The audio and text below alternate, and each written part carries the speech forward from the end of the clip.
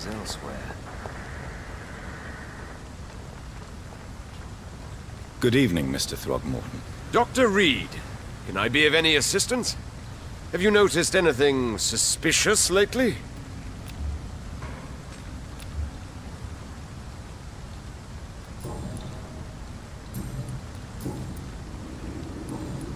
Goodbye, and good hunting, Mr. Throgmorton.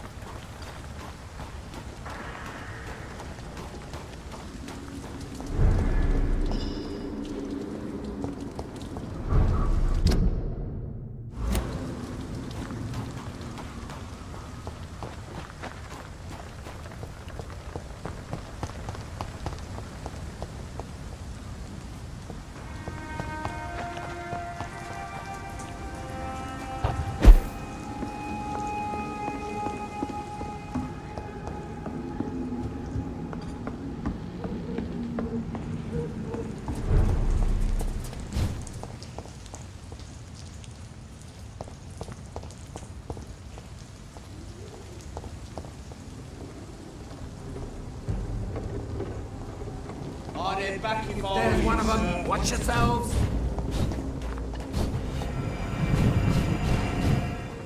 Over there! There's one of them vermin! This could be the public house Giselle Paxton mentioned. I should investigate further.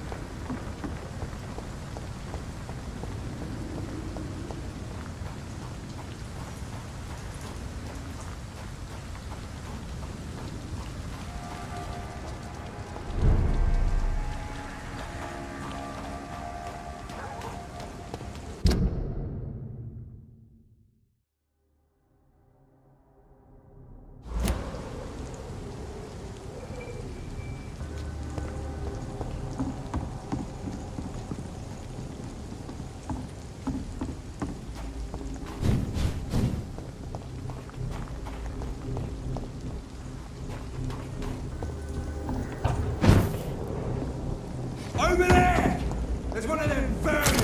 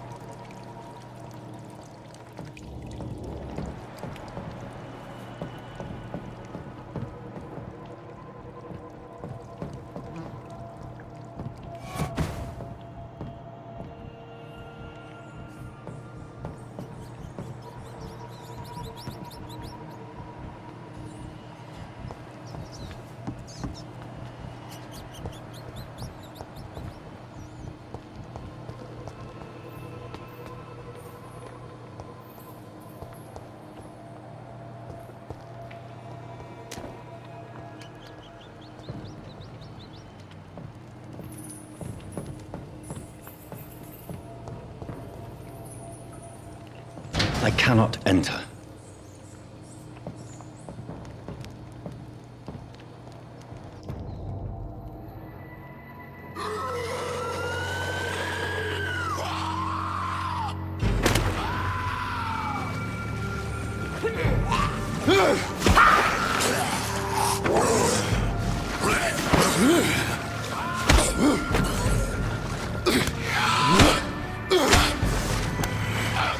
These maggots have escaped the wrath of Ascalon for too long. It is time to purge the sewers of their filth. You again! The one they call the sewer dog. Hold your tongue, newborn, or I'll crush you like a maggot. You've let the beast consume you. Finally, a touch of lucidity. So learn to respect the laws of Ascalon. Power you cannot comprehend.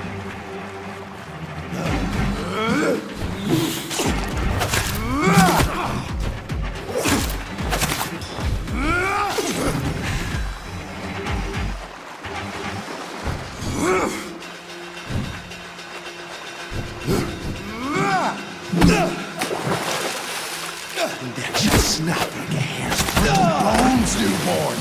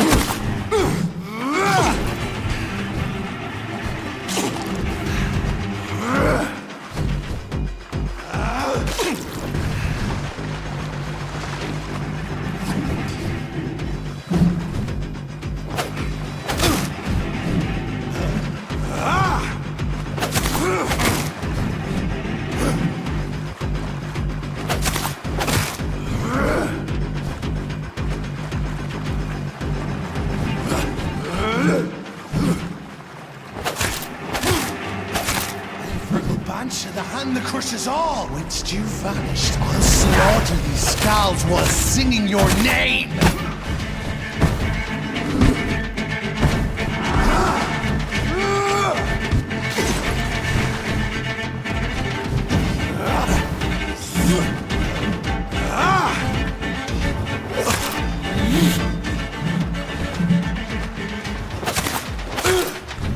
And thine shall be a fair skull to adorn my mantle.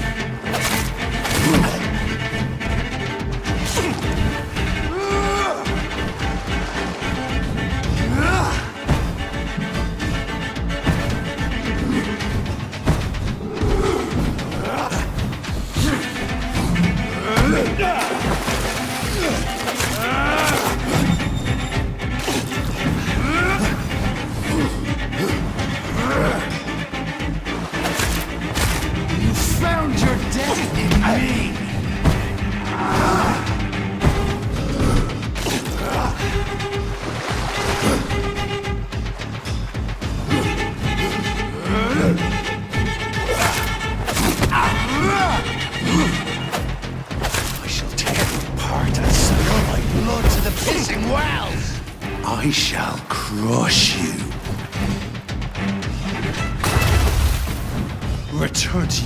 apothecary and needles.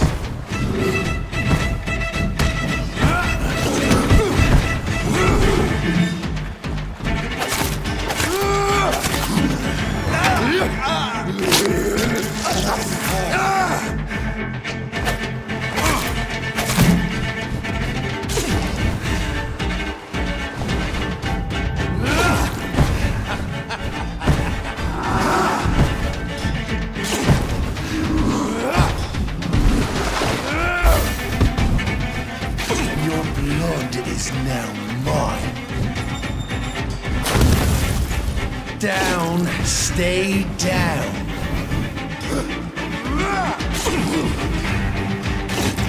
Foolish Ekon.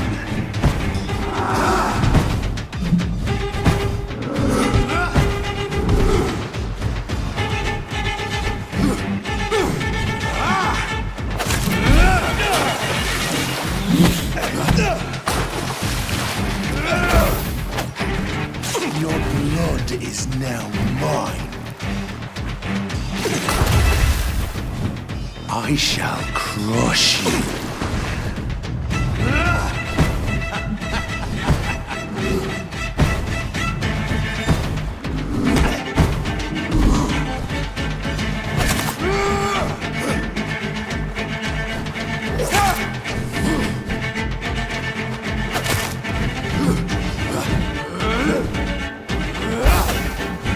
Down, stay down.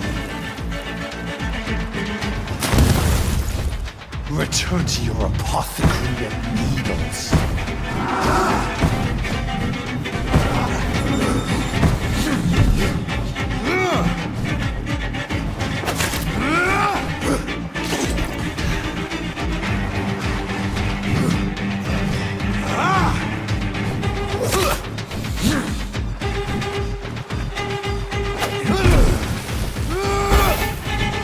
Down, stay down. Return to your apothecary and needles.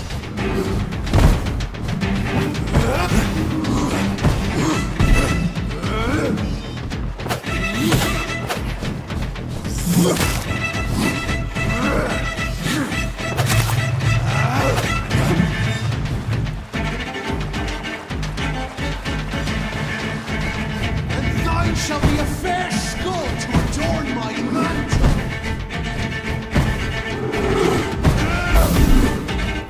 Your blood is now mine. I shall crush you.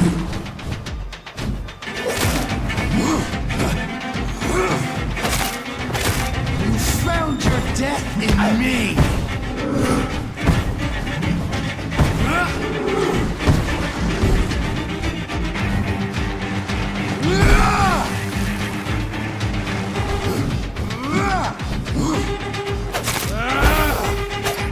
Down, stay down. Return to your apothecary and needles. Slow as a snail.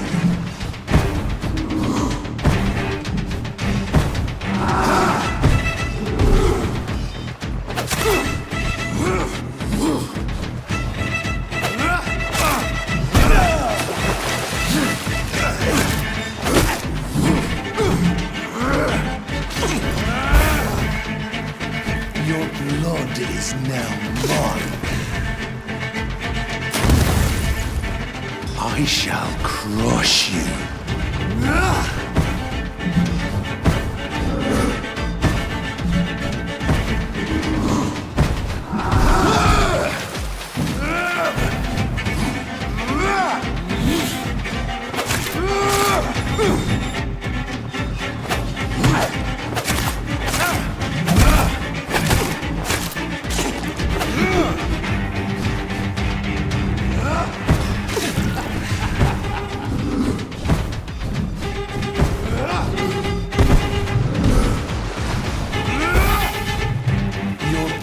Is now mine. Down, stay down.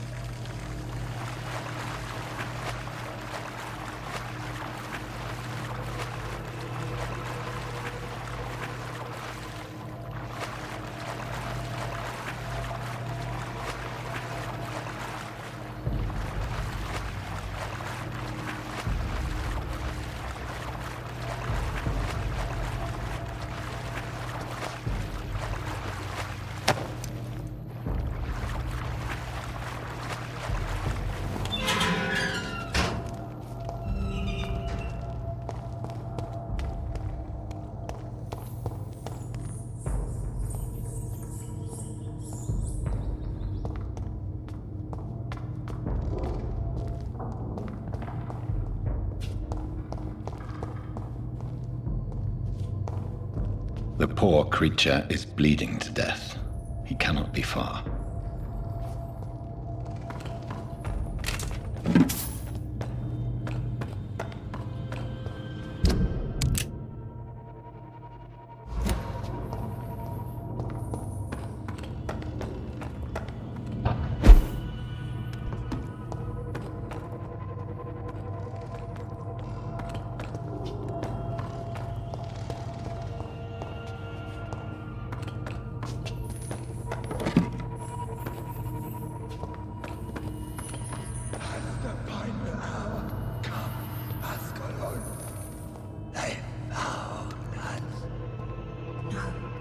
Safe we are, still. Drink now. Bless you, Bridget.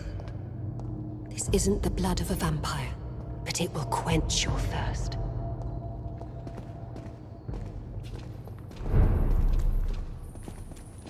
This is our domain, not yours. You've been warned. Wait, I saved you from this creature. That must count for something.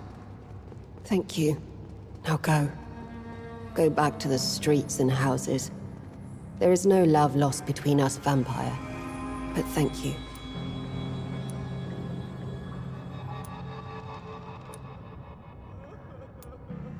Sean Hampton sent me here.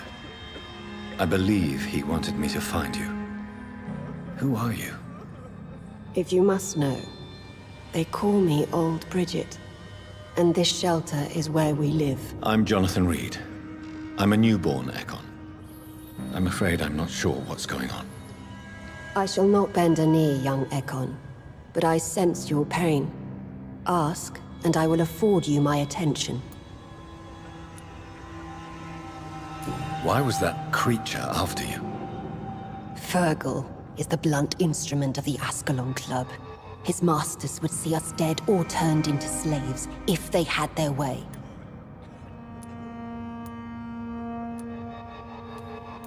What the hell was that thing? He wasn't an Ekon or a Scowl. They are known as Volkod, an ancient offshoot of immortals. Blood drives them, enrages them. What of this Ascalon Club? Vampire society's elite in the Empire. They make the rules and enforce their judgment upon us whom they see as lessers. So was it you that Sean Hampton sent me to find? Perhaps. The sad saint was always kind to us. He must trust you if he revealed our location.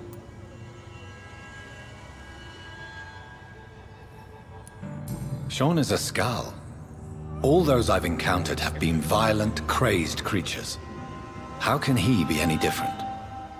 Maybe because he is the sad saint. Or perhaps because I am Old Bridget of the Sewer Skulls. Sean killed a patient of mine. And that's just one of the murders he's being hunted for. If you refer to Harriet, she is now among us and under our protection. Harriet Jones is alive. That's it. That's the proof Sean wanted me to find. I must talk to her. No. Harriet is not alive. But you can speak to her. I must warn you. She is fragile and may not receive you warmly. I don't understand. She is filled with bile and hate. Her mind is sharp as a tack, but her body is so weak. I've never seen its like before. She is resting in a room on the far right of this hideout. Thank you. I will bear that in mind.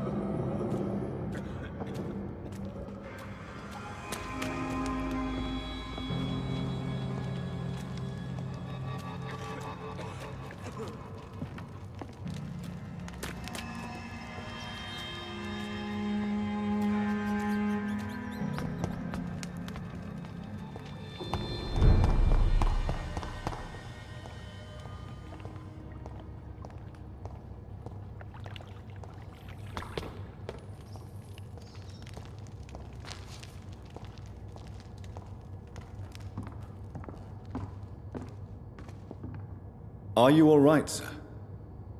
What are you doing here? I could ask you the same question. Don't you know this is a quarantine zone? I'm Dr. Jonathan Reed.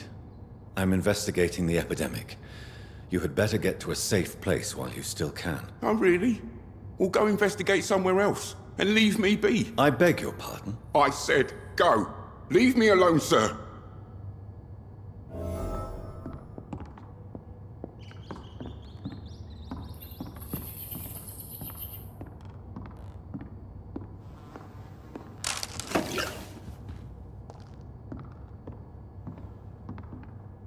Rodney, you're the man who killed that gang member, are you not? Is that why you are hiding in this godforsaken place? Yes, I did. I did not even know his name. Then why did you kill him? That arsehole always mocked me for the color of my skin. Usually I let it go. But not that night. We fought. He died.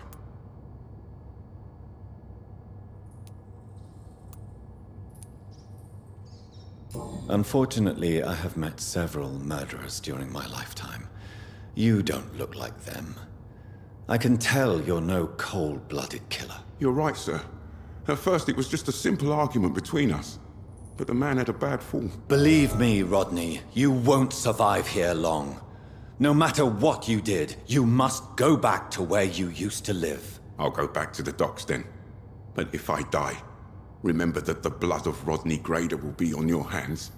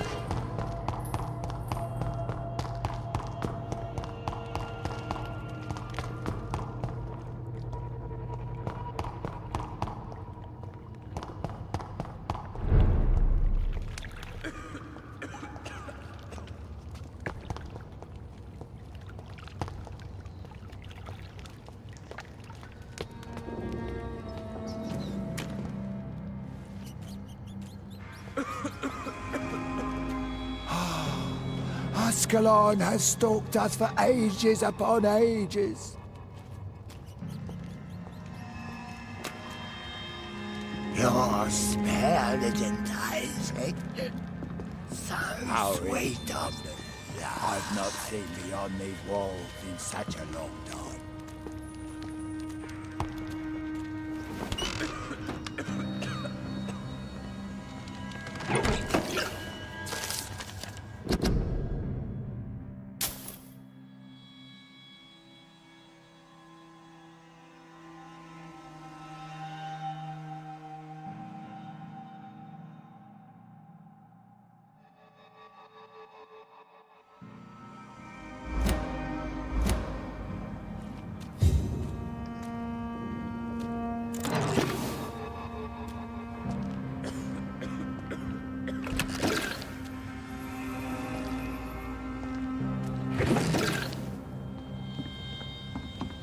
Hello, Harriet. Do you recognize me? Yes, you were from the Pembroke Hospital. The young doctor. So full of secrets. I've so many questions I need to ask you, Harriet. If you would. I love questions. As for the answers, you may not like them.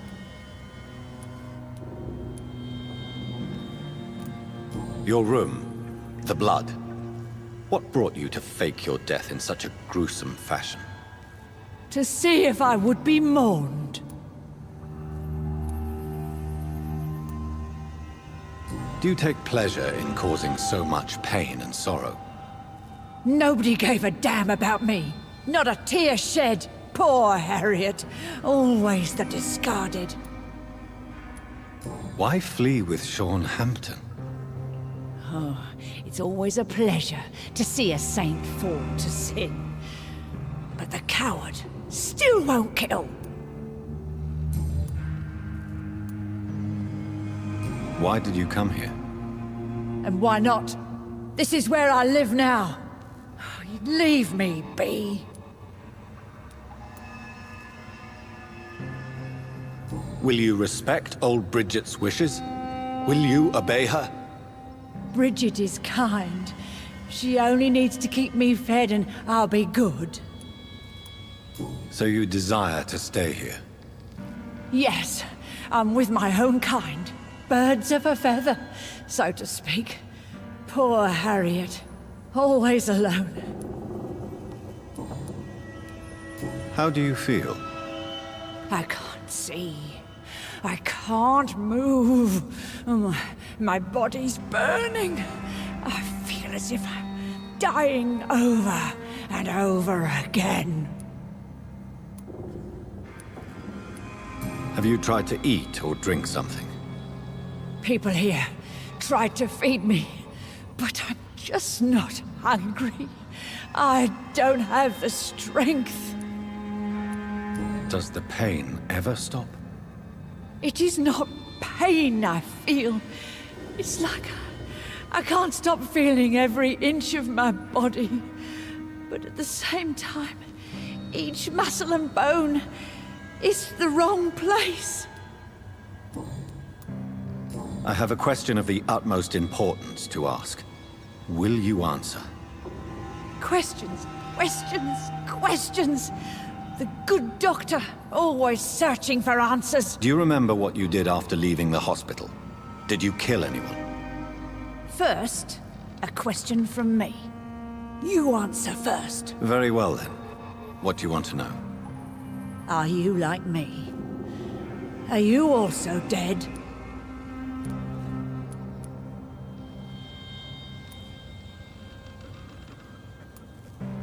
We are not dead, Harriet. Death no longer pertains to us. We are different. I like what I am. I truly do. I relish the pain that courses through me. I know you fled the hospital with Sean Hampton. Did you or Sean kill anyone in your flight? Anyone? Try and remember. I will not lie. I wanted blood, and I wanted revenge, and Sean pulled me from it, brought me here instead. But the shadows heard my prayers. The shadows killed that bastard.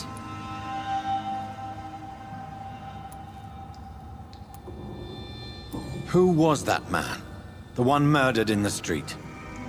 He used to be my landlord. I lived here for many years before falling ill. Oh, he was an awful man. Disgusting and cruel. So cruel.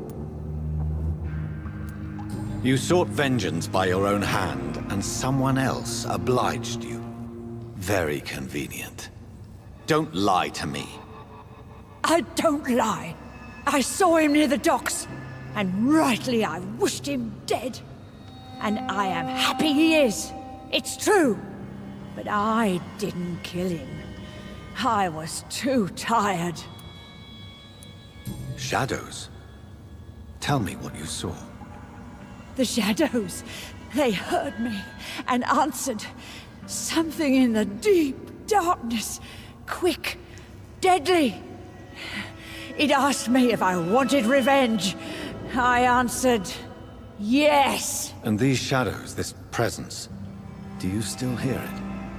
Was it a vampire? Did Sean see it? It spoke only to me, and now it is silent, but it is born of hatred. And it will kill again. And it hates you, Doctor. Oh, it hates you. What makes you say that? It whispered your name, Dr. Reed. It wanted to know who you were and where you went. Questions about me? What did you say? Nothing, Doctor. I said nothing. There was nothing it didn't already know. Oh, I'm tired now. Let me rest.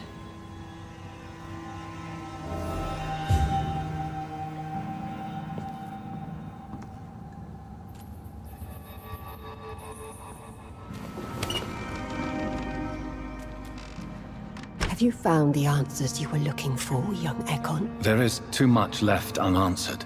So many questions. Get to know us, spend time with us, and I may be willing to answer more questions.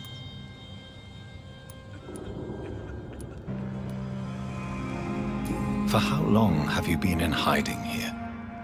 Skulls have been hiding under London since vampires first entered the city. Where did you hide before the sewers? We claimed ancient tunnels, forgotten caverns, catacombs. We are skulls, groveling beneath the feet of our makers. Why do you live here, amongst the filth and vermin? Live. Here we hide.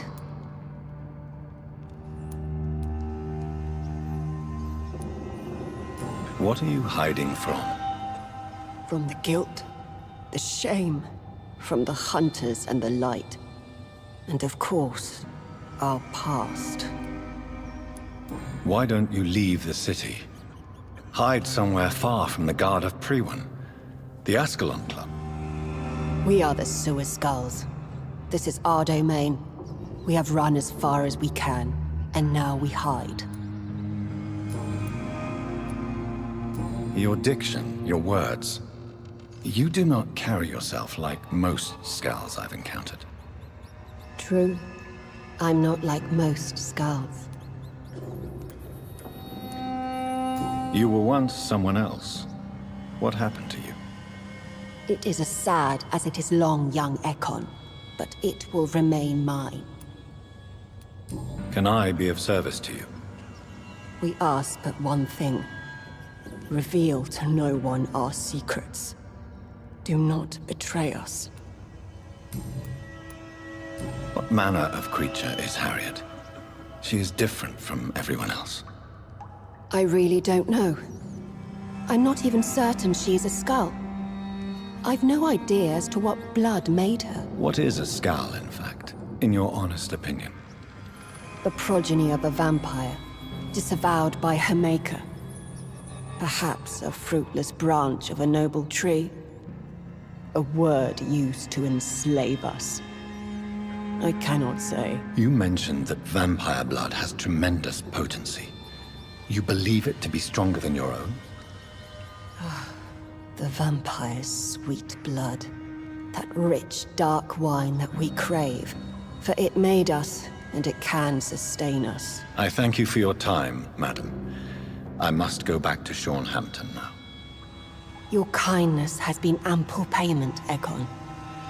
To protect us, I'll close the access to our hideout, but you can use our shortcut to reach Mr. Hampton's shelter. Just follow the arrows. Thank you, old Bridget. I hope we'll meet again.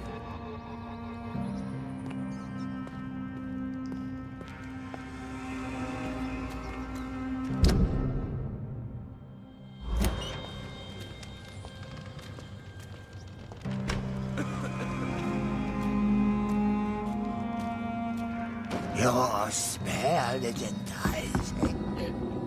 So sweet.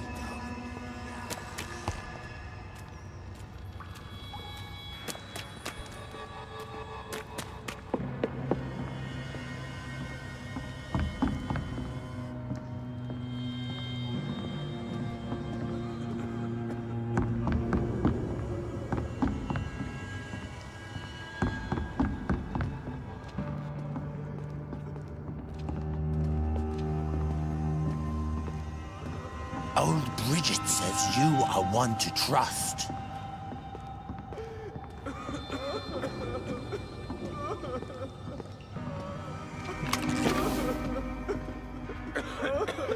Eternal gratitude for your protection, Master.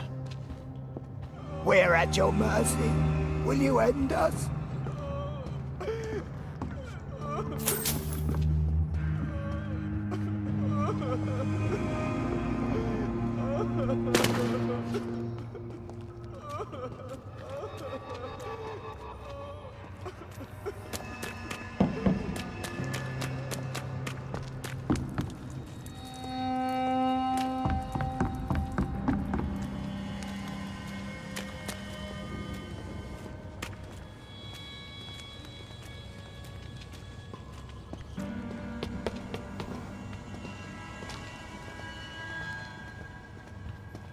vampire hunters will never find us. Old Bridget says you are one to trust.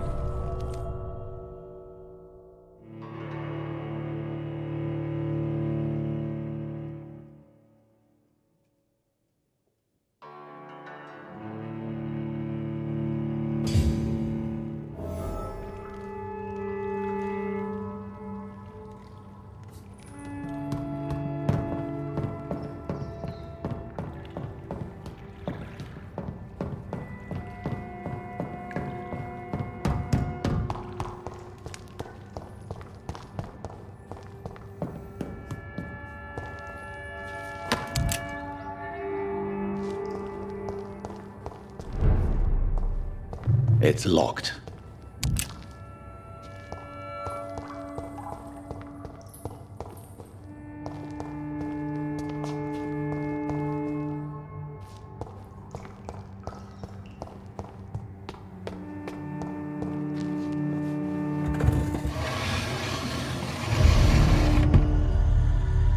Welcome back, Dr. Reed.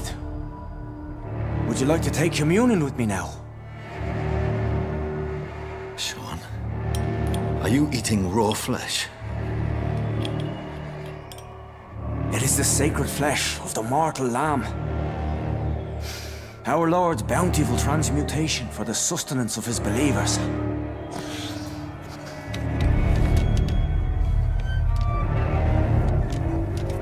Thank you, Lord. I am your most humble servant. So, true to your word, you waited for my return. I told you, Dr. Reed, I was a man to be trusted. Did you have words with the poor Harriet?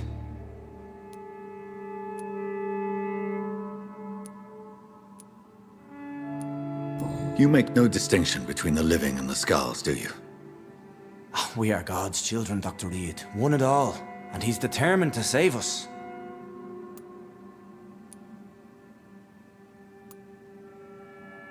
Does this place belong to you? How can you be so certain you can keep it open? This warehouse was once property of the Dawson family, but has been bequeathed me through donation. So you have the run of the place and no one's taken notice? As long as we keep to ourselves, we interest no one. This is a haven, and I pray it remains so for eons to come. The Dawsons? The wealthiest family in London? Have they a clue as to what goes on here? Not at all. The donation was made before the war. The building was run down. I never met Aloysius Dawson myself. What will be the result if you continue to assist both Skulls and the living? For the last decade, that's what's been happening. And they found a better life. What's to change? You're forgetting the epidemic. Things can go south very quickly. I've seen it. Oh, these are terrible times. Only those pure of heart shall prevail. You've turned Skull now. Don't you see the danger to anyone giving you their trust? We are all sinners, awaiting salvation. This is a simple truth, ordained by the Lord Almighty. I am a seeker of his glorious light. Harriet, Miss Jones has been behaving in a most violent manner. She's going to need special attention. That's precisely the reason I brought her here. To meet old Bridget. She's the guide Harriet requires. Who is this old Bridget? I don't know, Doctor. She rarely speaks of her past, but I know she has a long one. She's likely the oldest soul in the city. Harriet is possessed by her hatred. You cannot let her roam free. She's dangerous. She has joined her own kind, Doctor. Old Bridget is a saint to the younger Scals, guiding them to salvation and peaceful existence. I believe I've learned all I need to know. I'm certain you've killed no one, but one day I believe you'll cross the line. Logic is a false prophet. Faith is the only path to salvation. What do you mean? We have been blessed with God's eternity. We are the instruments of His divine will. We shall feed the hungry forever and ever. Amen.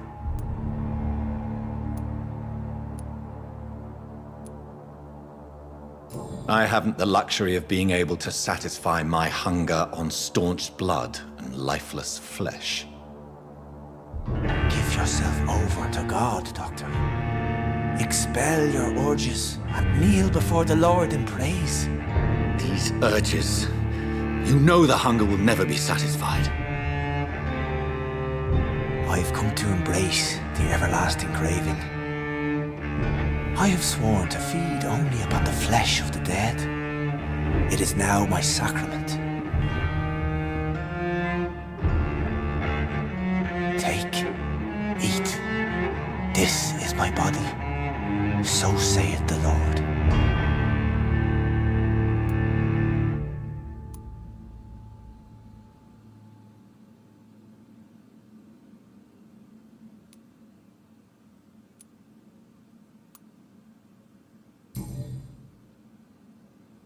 I believe you, Sean.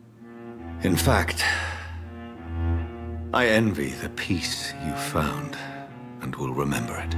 There is love and compassion in your heart. You only need to give it wings. Thank you for your kind words, Sean. Continue your noble efforts. You are a good man in bad times.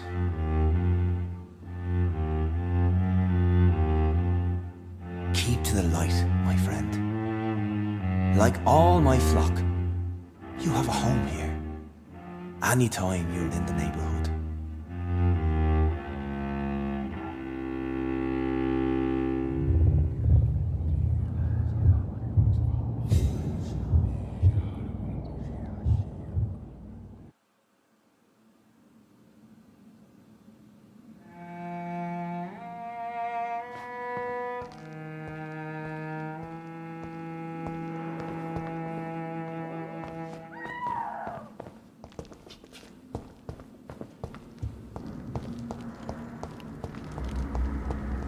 Another corpse thrown in the streets. Someone's playing a very sick game.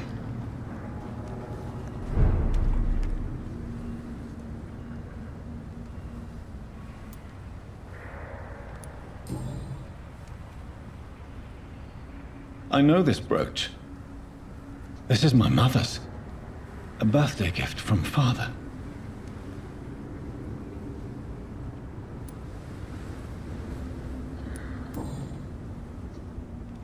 "29 Pretty Orchard Street. That's near Poplar's district. Why would this man carry off my mother's brooch? I must go there.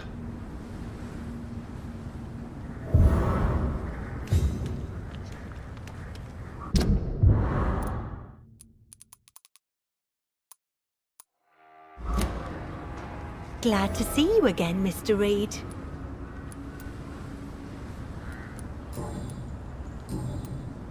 Did you see what happened? No. I was coming back to the shelter from work when I heard an awful scream, and there was this man, dead, just in front of the building. You saw nothing at all? No. I told you, just that awful woman's scream. A woman scream? Are you sure? Of course. It was terrifying. I thought it was my sister, so I ran. But it was a man I've never seen round here before.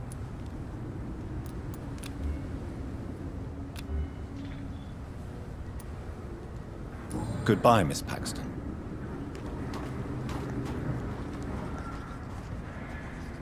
Good evening, Mr. Throgmorton. Dr. Reed, can I be of any assistance? Have you noticed anything suspicious lately?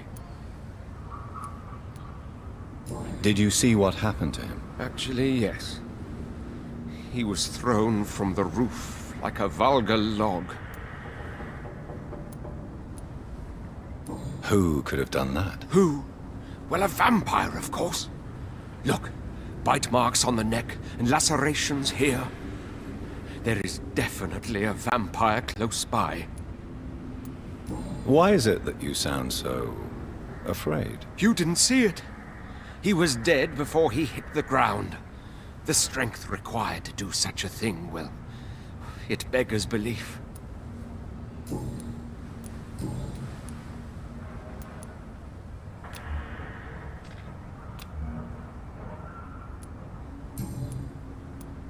Goodbye, and good hunting, Mr. Throckmorton.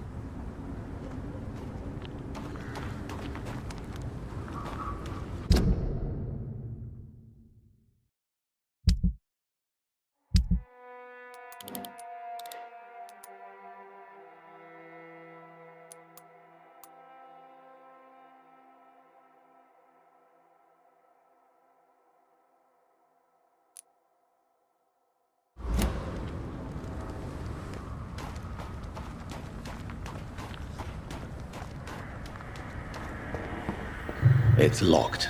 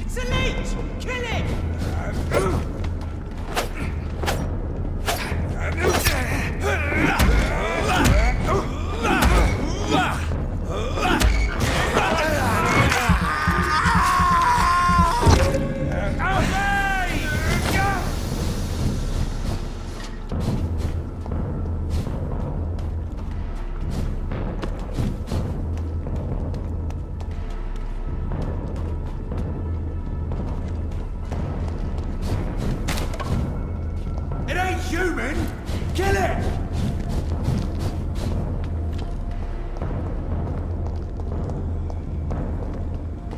"29 Pretty Orchard Street. This is it. What's in there for me?"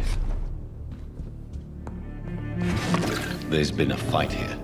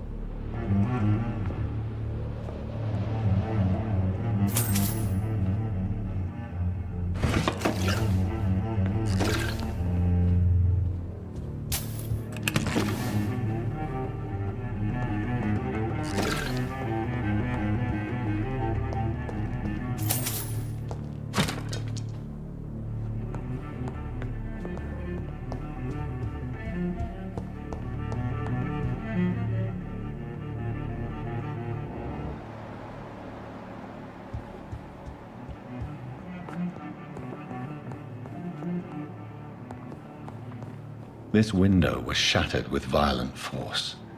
Someone's been pulled through it and dragged through the street. Who could have done that?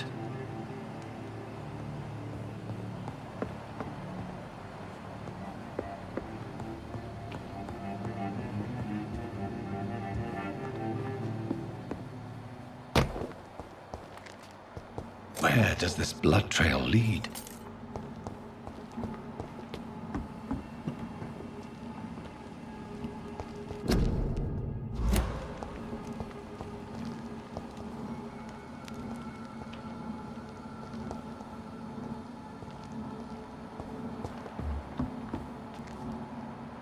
Are you deaf?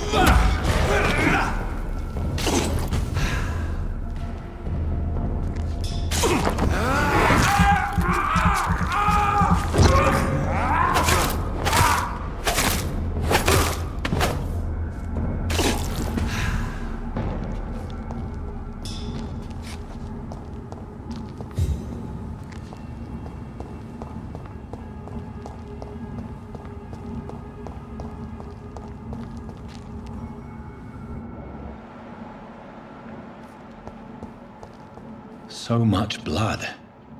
Whoever was killed got dried out.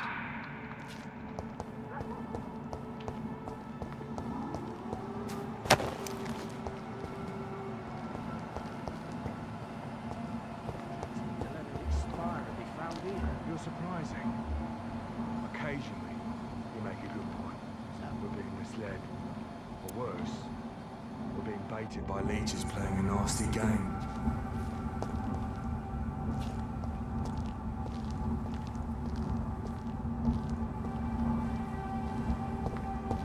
It's one of them!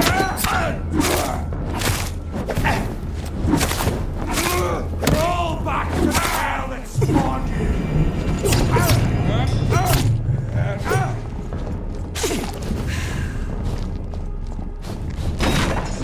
We will crush this beast!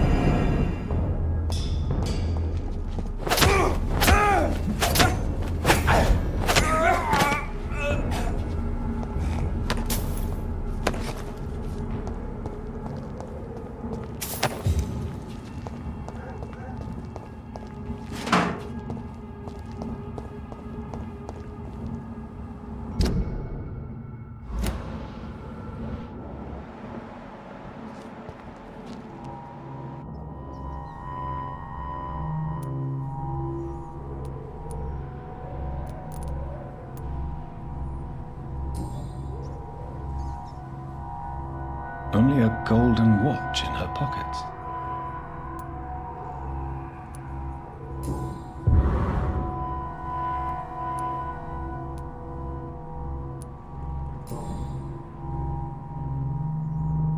Her shoes and clothes are quite worn out.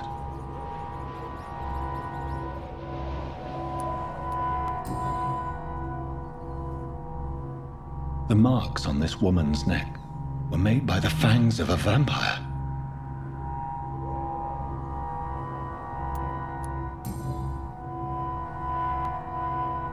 This is the very flower my mother tossed on Mary's coffin. Someone is targeting my family.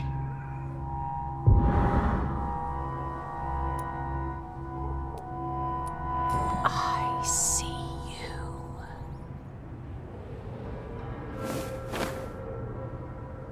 Right then. It's a sick game. But given no choice in the matter, I might as well win it.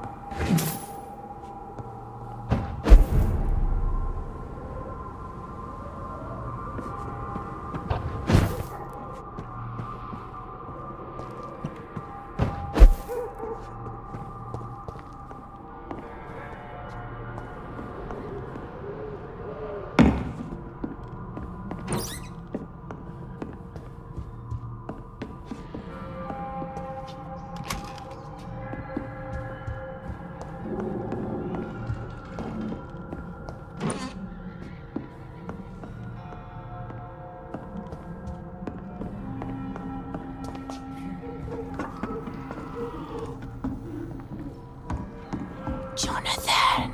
What was that?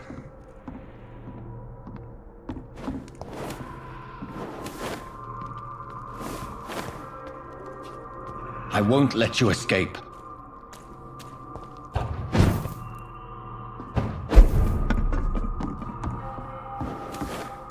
You're very fast, but I'll catch you.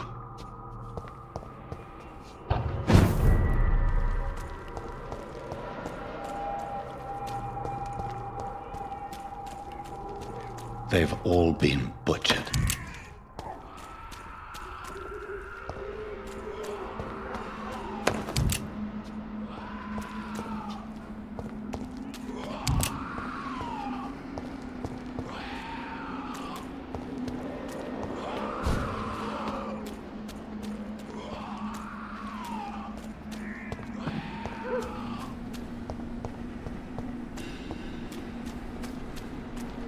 I can still sense a presence.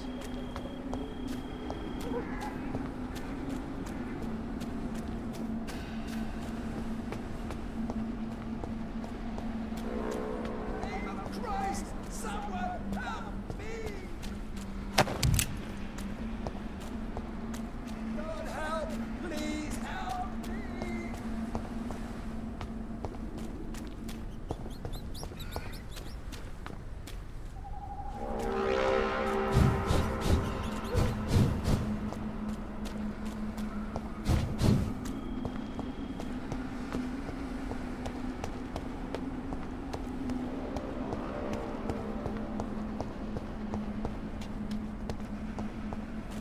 Come to me.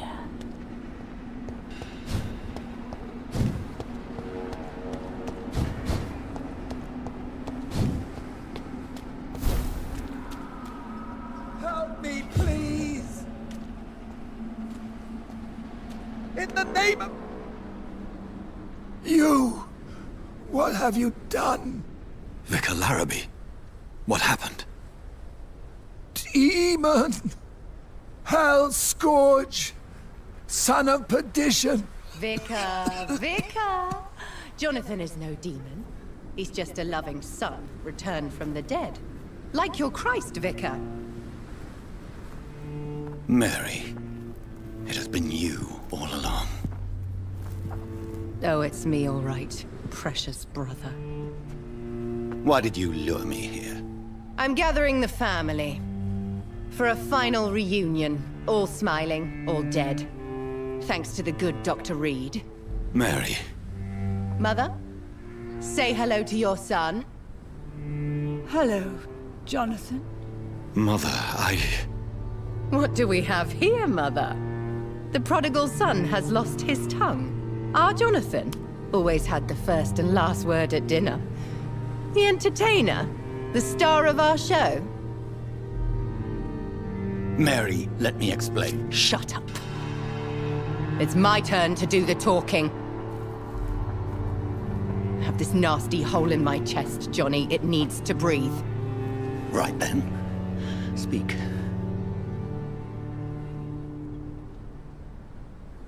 My prayers went so long without an answer. My husband killed in France.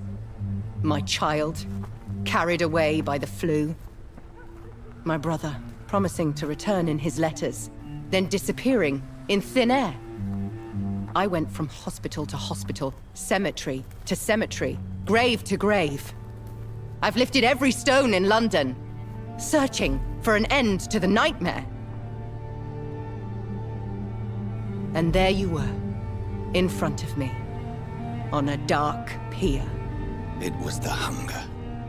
You know it now as well. The joy to have finally found you. I longed for your arms, a final happy ending to so much tragedy, to tell me all would be well again. As you did when we were children. It was this filthy dock where you greeted your sister. I dug a tunnel from my grave with my fingers and teeth.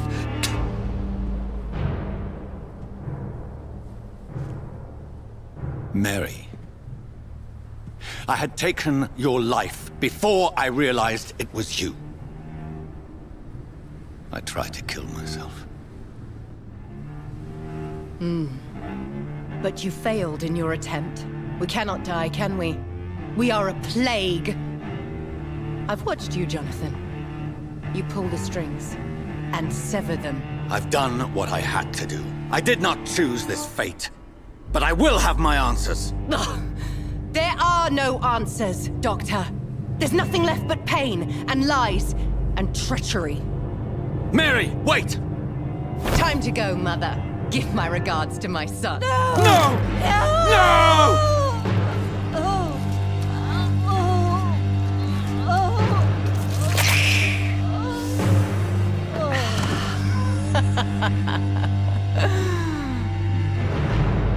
This is what I do to those I cherish. Can you imagine what I've in mind for you? I'll destroy you! Finally, we hear the truth. Dr. Reed, admit it. You're a monster who takes joy in killing, who relishes the chase, the secrecy of it all. I'm still a scientist. I shall find a cure for this madness. You lie to yourself. Confess your sins. Over the slaughtered corpse of our mother! Are those tears, brother dear? Your heart still bleeds with emotion. My dead heart has dried. You are mad. Oh, so that's what I am, Doctor. Mad? I was beginning to wonder. I've been hearing voices, one in particular. That of my dead brother. This is the reason I must kill you. Not for your betrayal. Not for our poisonous kiss. Not even for the lies you tell yourself. No. It's so that smooth and wicked voice will stop ringing in my head. I cannot let you kill again, Mary.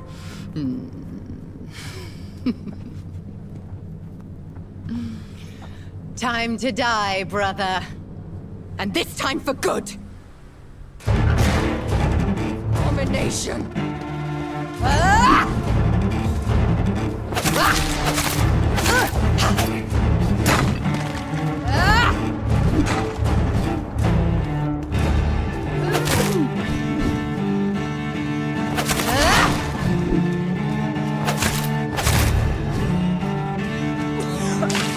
Kiss me again, sweet brother.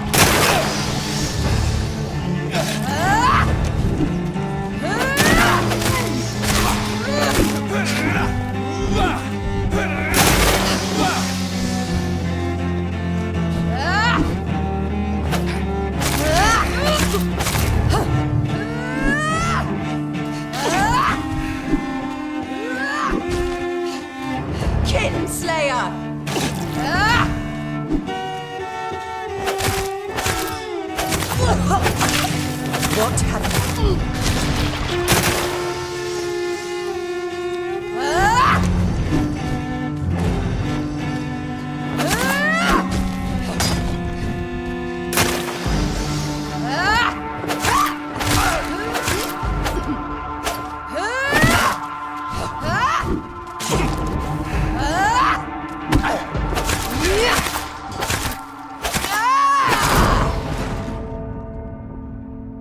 I'll do to you what you did to Dorothy Crane.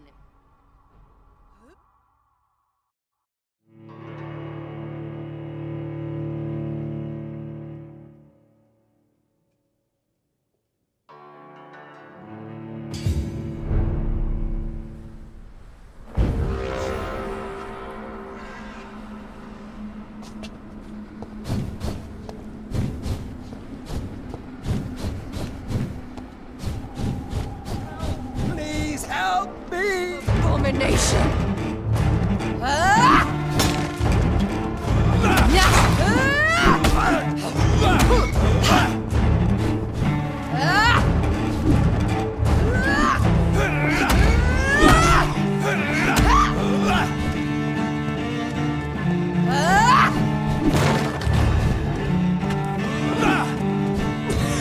You'll hiss me again, sweet brother.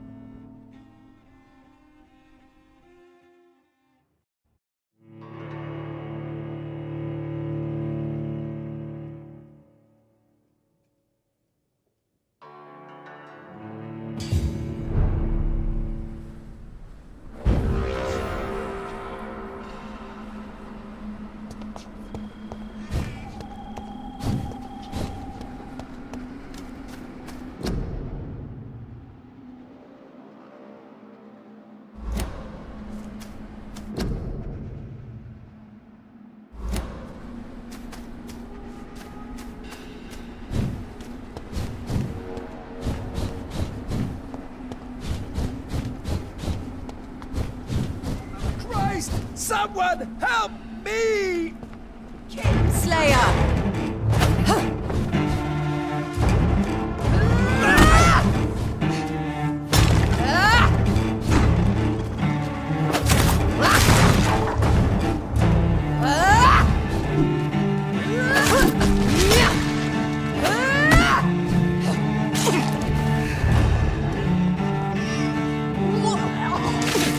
What have you done?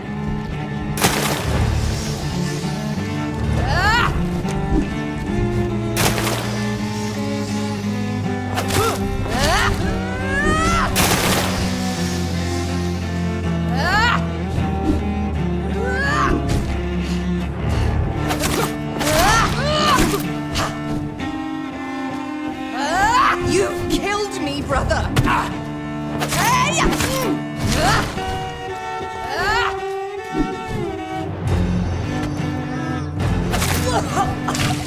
Come to me, Jonathan.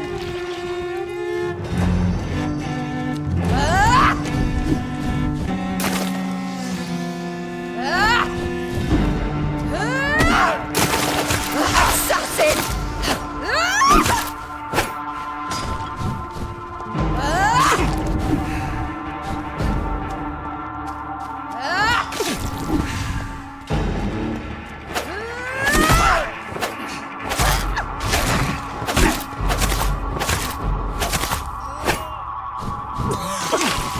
Kiss me again, sweet brother. Abomination!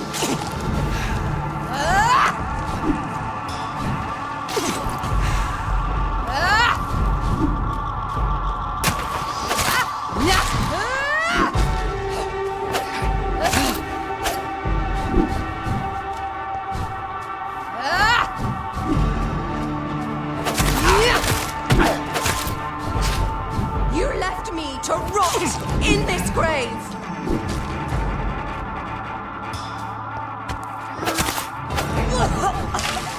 Rest in peace, monster.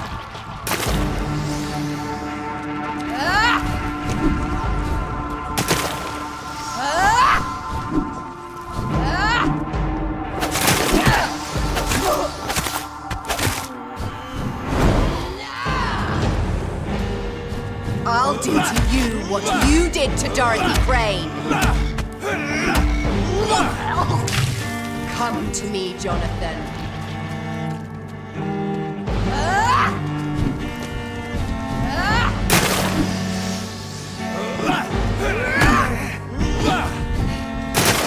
Kinslayer!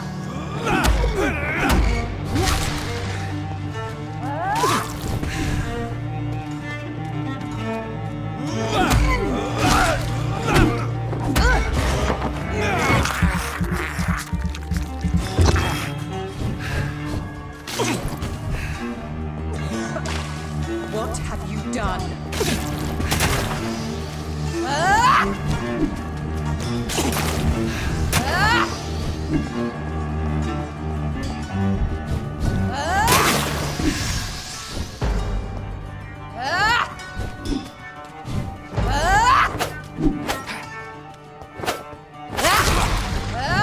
Give me your blood, priest.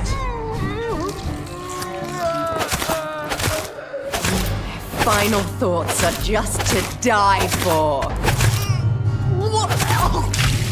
Kiss me again, sweet brother.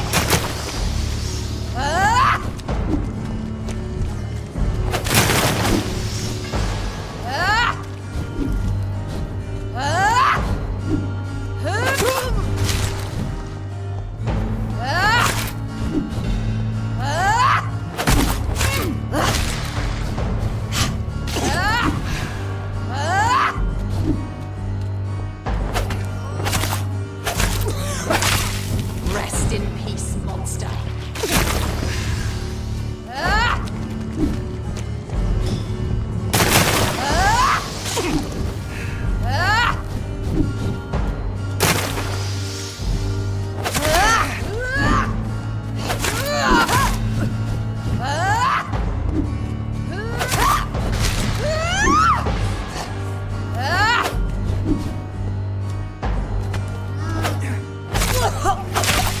Kiss me again, sweet brother.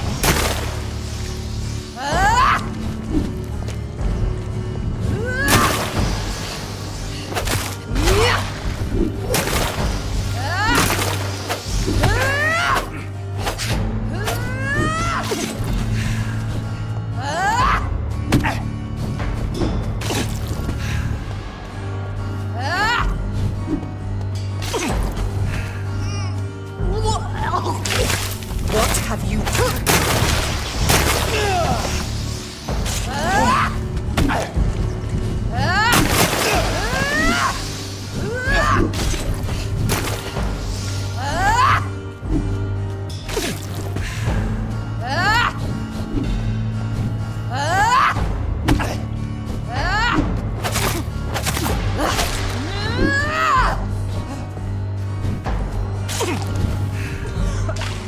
Rest in peace, monster.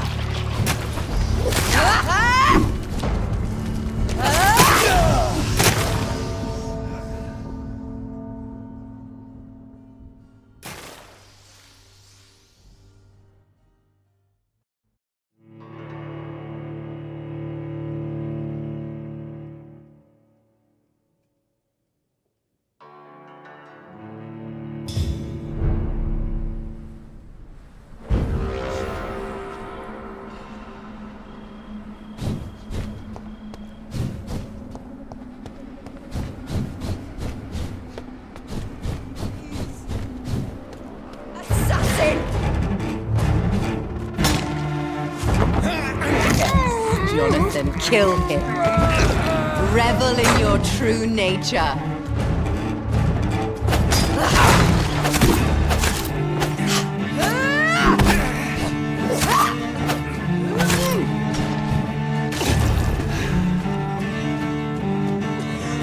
Kid, what have you done?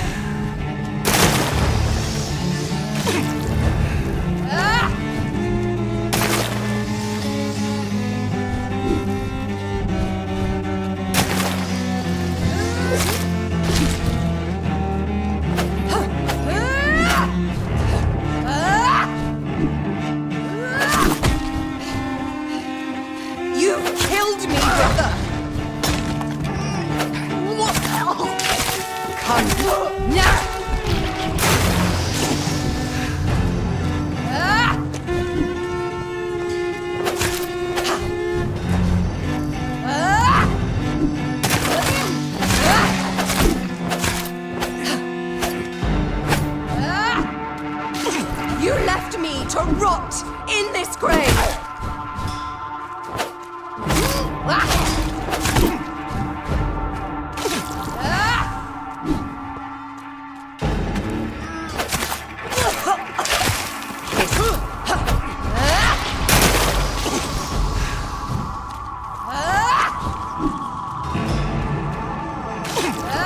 Abomination!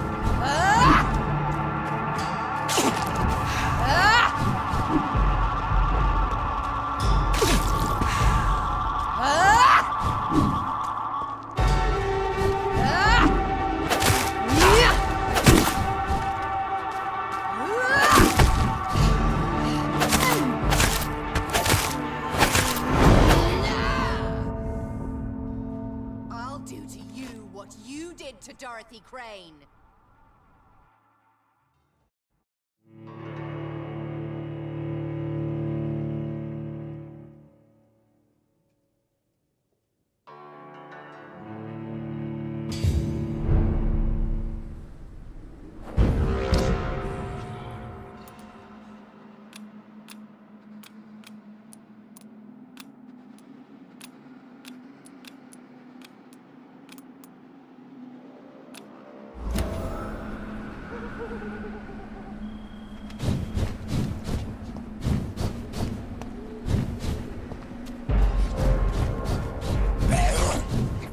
As I feared, Samuel no longer preaches the good word.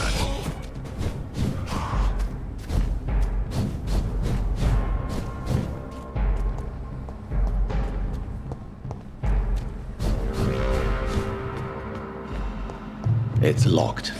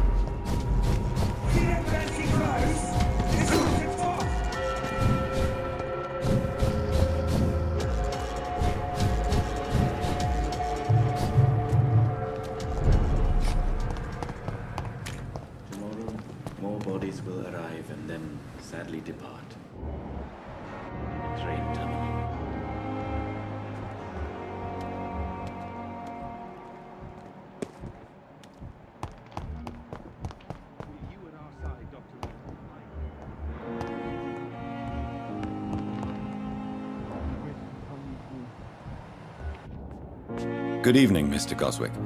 How are you? I'm okay. Do you need any help? I'm afraid I may, sir. I don't mean to be a burden. You are not a burden, sir. Healing you is my responsibility. And you have my gratitude for that.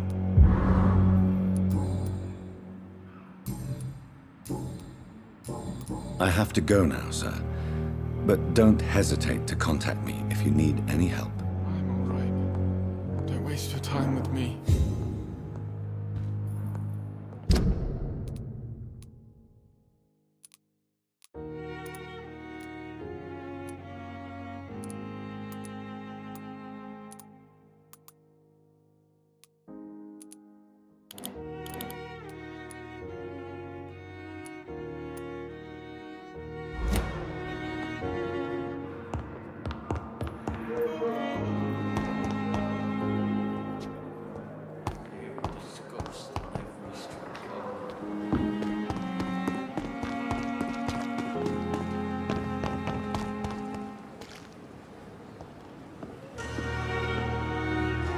It is good to see you again, Jonathan.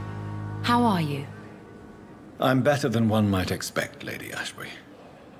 Dr. Swansea has asked me to investigate the recent disturbances in the hospital caused by skulls. Really? What do you mean?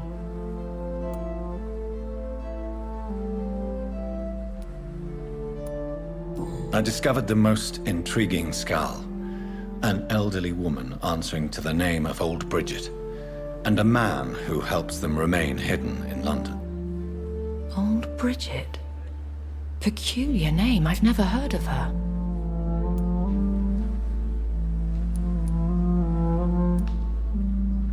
According to Old Bridget, skulls can lead a peaceful existence like us.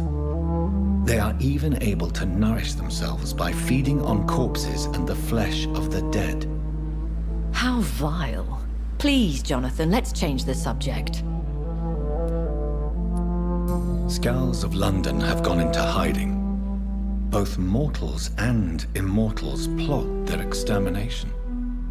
Yes. Skulls are the orphans of the Vampire Society. They are the shame of their genitors. A disgrace to the vampire that created them. Goodbye for now, my lady. Yes, Jonathan? Can I help you with something? I'm better than one might expect, Lady Ashbury. Dr. Swansea has asked me to investigate the recent disturbances in the hospital caused by skulls. Really? What do you mean? There is something ominous closing around me, Lady Ashbury. Something spies upon me from the shadows. Something cruel and wicked. Whatever do you mean, Jonathan?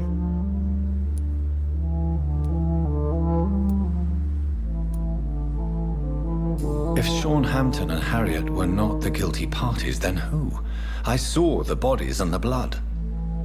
Your rebirth has not gone unnoticed, Jonathan. Be extremely careful.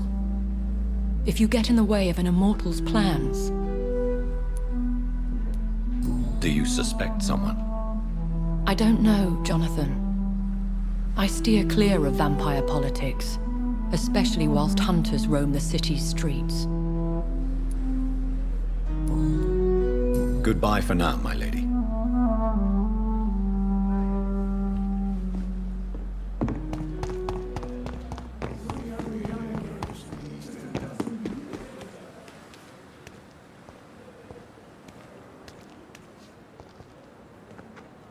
Good evening, Milton. Good evening, Doctor. Still trying to save lives?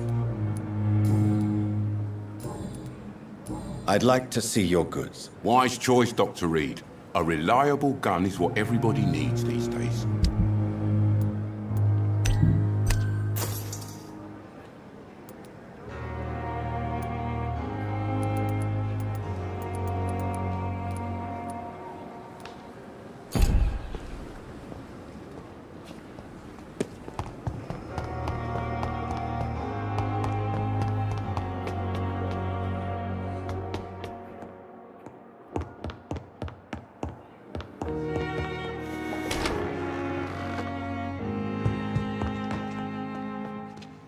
Jonathan, at last. I've been worried sick. Have you solved the case of our poor Sean Hampton? Don't worry, Edgar. The reputation of Pembroke Hospital is secure. Sean Hampton was not the guilty party. Is that true? Oh, good news. Good news indeed.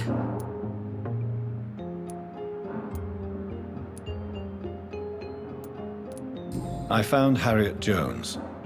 She's much the same old, embittered woman she was, only she's been made a Skal. Her transformation did not go well. Incredible. Well, why not bring her here? We could learn so much by studying her condition. It would be fascinating.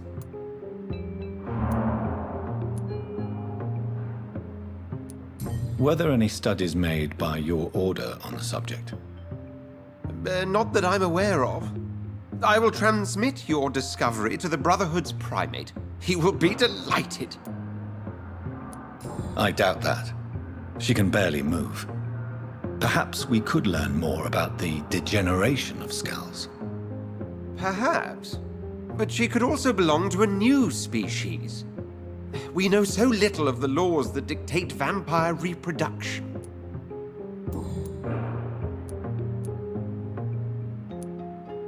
Does the name Old Bridget ring any bells? I'd never heard of her. Why? A patient of ours? I must confess, I don't know them all. No, it's just someone I recently met. A fascinating woman. I had thought that perhaps... By the stole, Jonathan, you've met another vampire. I would appreciate an introduction, if that's the case. What do you know of the Ascalon Club? Not as much as I would like. There have always been rumors about a secret society of vampires operating in the interests of the British Empire, though I've never met a member.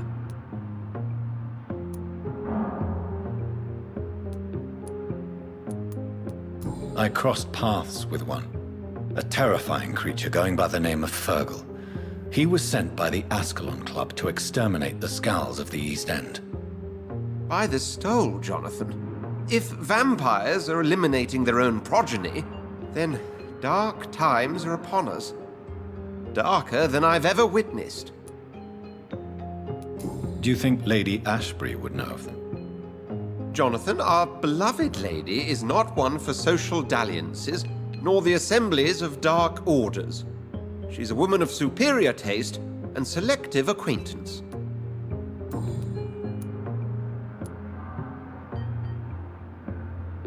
A pleasure as always, Edgar.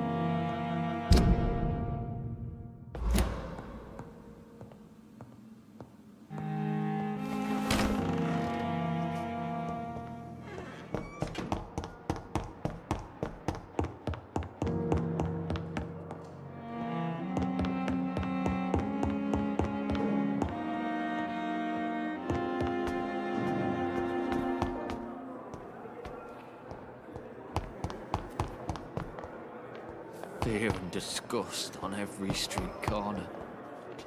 The daily routine.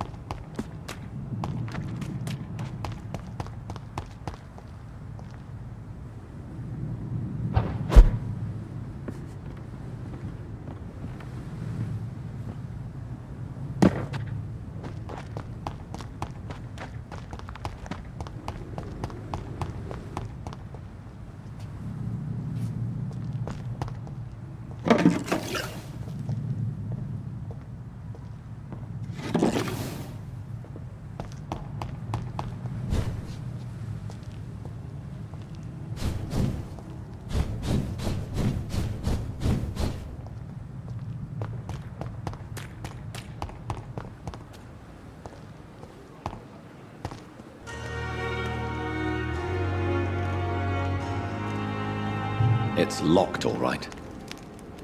Good evening, Dr. Reed. Such a pleasure to see you again. Please show me what you have to sell. Of course. It's just trinkets and curios, really. But I'm sure they can be useful.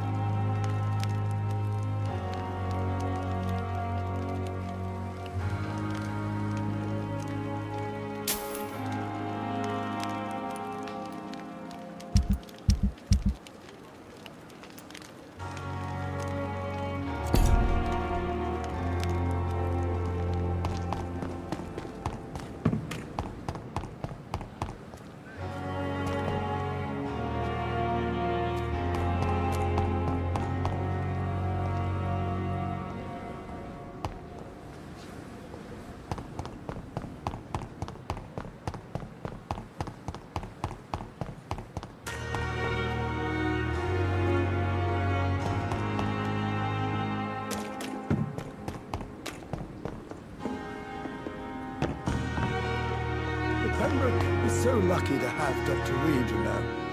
I met him in New York once. If only there were more of us, with less resignation and more determination. I know I can count. Good evening, Milton. Good evening, Doctor. Still trying to save lives? I'd like to see your goods. Wise choice, Dr. Reed. A reliable gun is what everybody needs these days.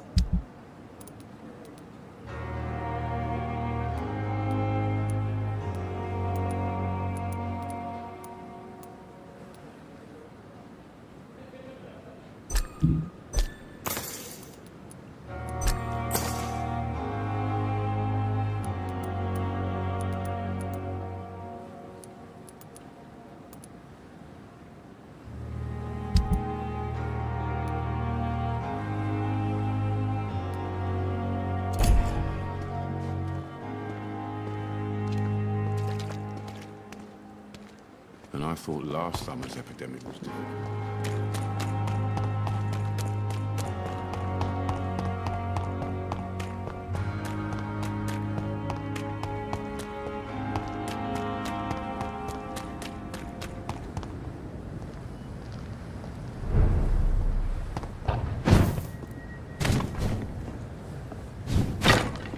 Fear no evil! We do the Lord's work! Die, vermin!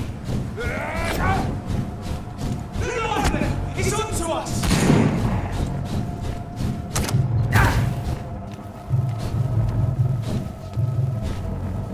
Watch yourselves! There's one of them!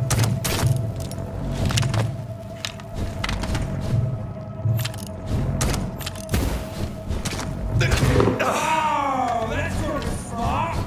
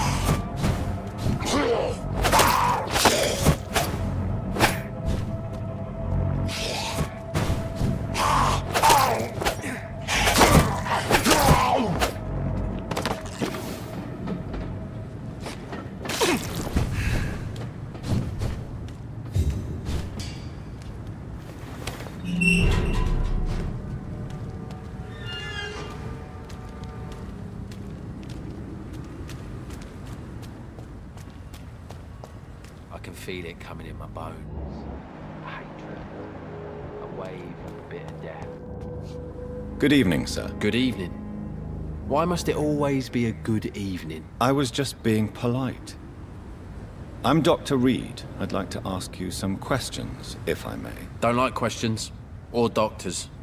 And the name is Seymour Fishburne, if you must know.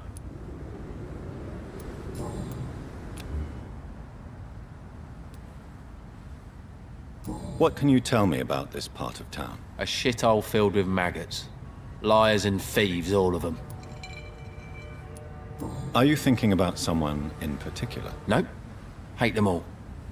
Especially these petty, whining little shitbag beggars.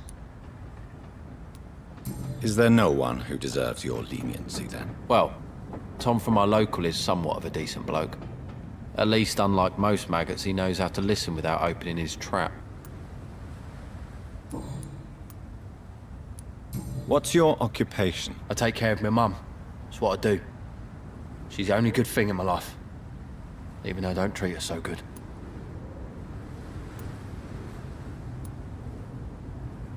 Sometimes it's hard to be a good son. I just want her to smile. No, I was thankful for her patience, appreciated like... God knows she deserves it. You seem upset. Is something bothering you? I lost the necklace I bought her. I'm a fucking idiot. A worthless idiot.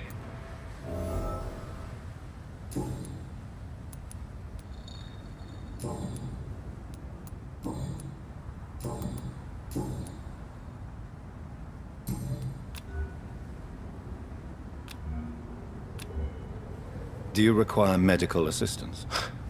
That's something I didn't expect to hear again. A doctor concerned with the health of his patients. Yeah. I could use some help. On several matters, in fact. I don't know which kind of doctor you're used to dealing with, but it's a doctor's purpose to heal people. And is it your purpose as well, Mr. Reed? I would say it's a convenient way for gaining people's trust.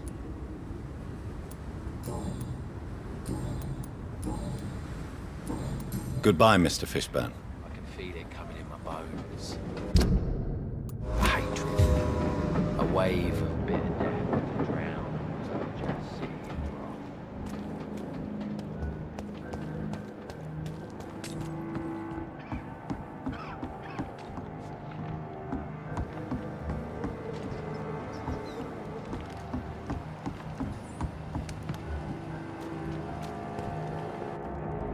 Good evening, Miss Cox. Hello again, Dr. Reed. What do you want?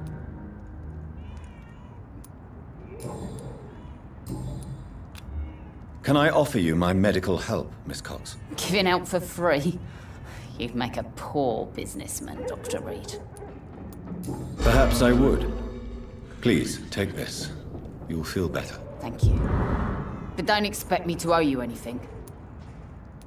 Can I see what you have to sell? As long as you have money, I'll show you all I have.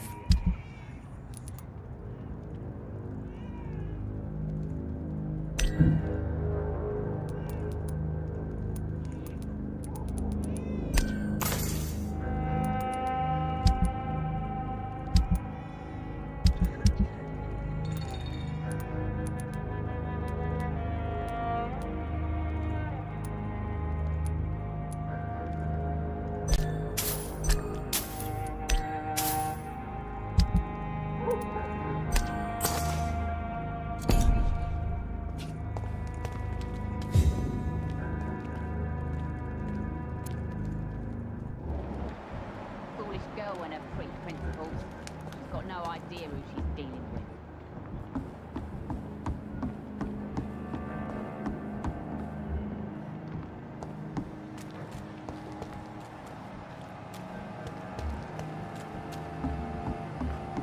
Without the wet boots keeping things straight, these parts will be running completely amok.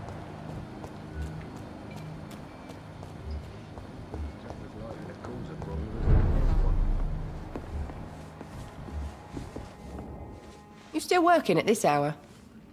That's what I call dedication. Do you require medical assistance, Miss Cavendish? Don't feel so good if you have to know. I knew that keeping the bar open with the epidemic wasn't a good idea. Take this, it'll help. Perhaps you should think about closing the turquoise turtle for a while. Tom always said we got to keep the doors open. But thank you, Doctor. Goodbye, Miss Cavendish. No one dares go outside. Welcome back, Doctor. What can I do for you?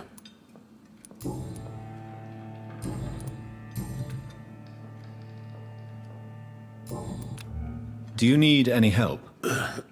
Can't be good for business to see the bartender coughing your beer. Indeed. It would be a shame to taint the delicate taste. Oh, thank you, Dr. Reed.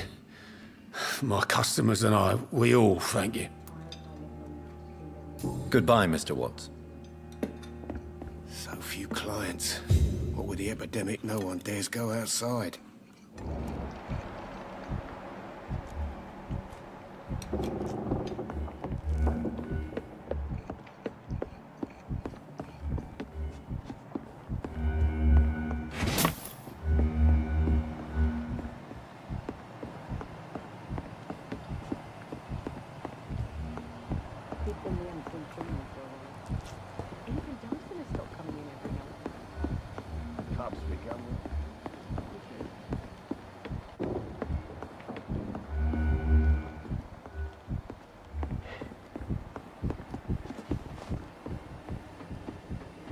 It's locked, all right.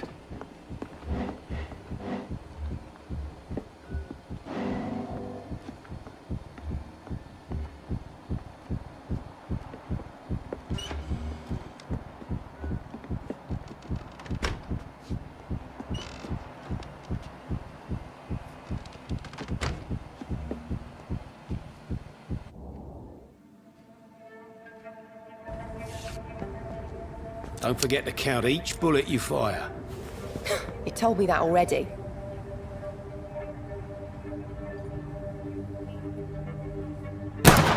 Nice shot. You learn quickly.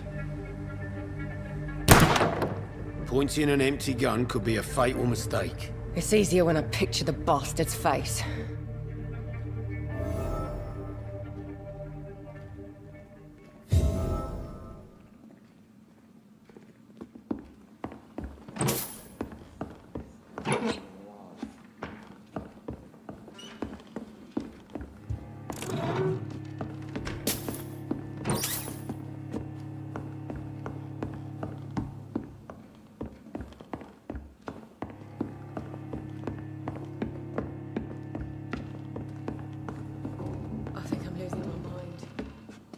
Welcome back, Doctor. What can I do for you?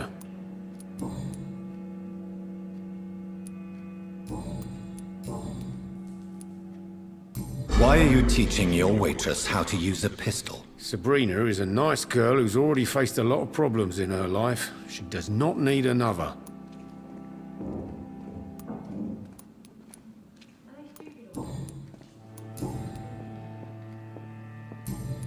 Goodbye, Mr. Watts.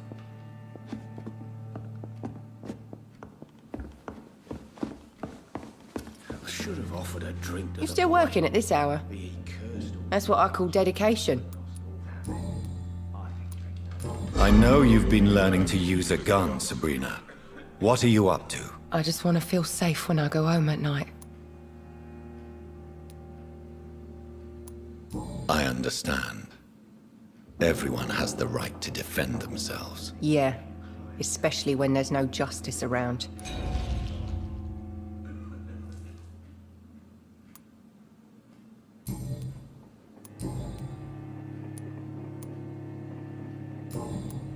Goodbye, Miss Cavendish. These are good drinks just as likely to cause a problem as to solve one. Would have given me a laugh.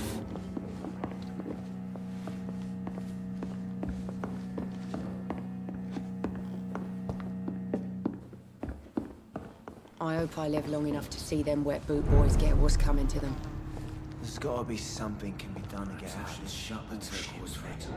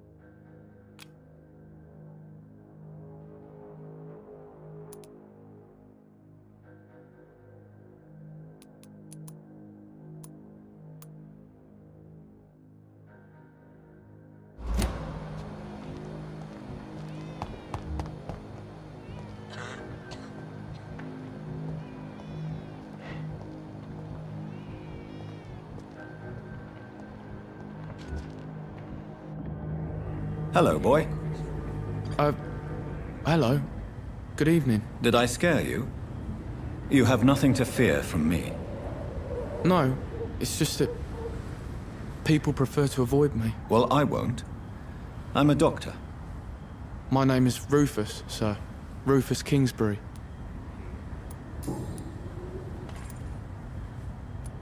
What do you do around here, Rufus? I listen to the news on the docks, sir. And I smile at those kind enough to spare me a bob.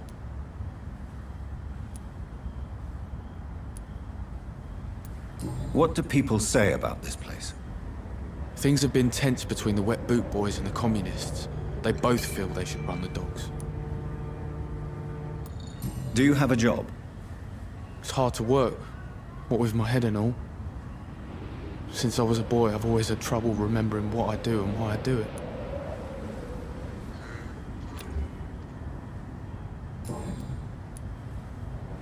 What can you tell me about this region? It's all about staying out of trouble. But since most people prefer to avoid me, it's pretty easy. Why do people avoid you? They call me Rufus the Curse.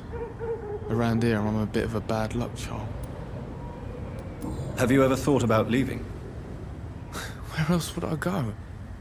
At least I know these streets and some people around here. This is my city, for better or worse.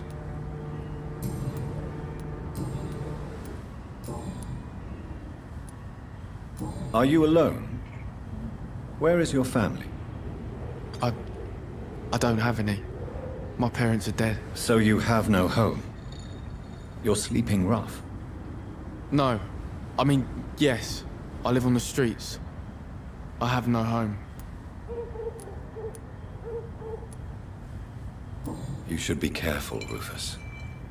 There are things that lurk in the shadows of this city. Things that prey on the lonely and the desperate. I've known worse. I'm not all alone. I have Mrs. Fishburne. She's been very kind to me. Why do you think she's so considerate? I can't say, sir. I guess she's a good soul. Sometimes it's like she replaces the mother I lost, even if we're not related.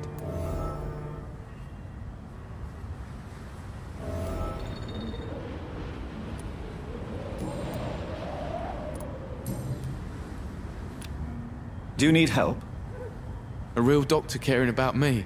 That's a first. I feel like a real person. A real doctor treats everyone the same, Rufus. I don't know what to say. Thank you, sir. Thank you. So long, Rufus.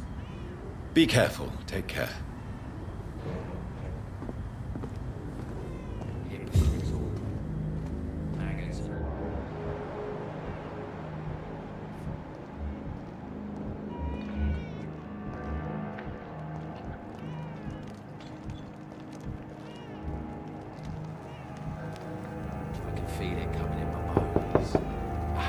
Good evening, madam. I'm Dr. Reed. Could I come in? Why? What do you want? I work at the Pembroke Hospital. I'm investigating the flu epidemic in this area. Oh, the Spanish flu.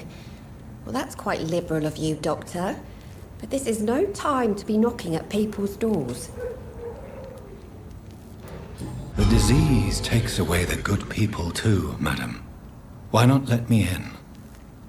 It's Mrs. Fishburne. Stella Fishburne. And yes, indeed. Why not let a doctor in? Please don't stay too long, sir. It's locked.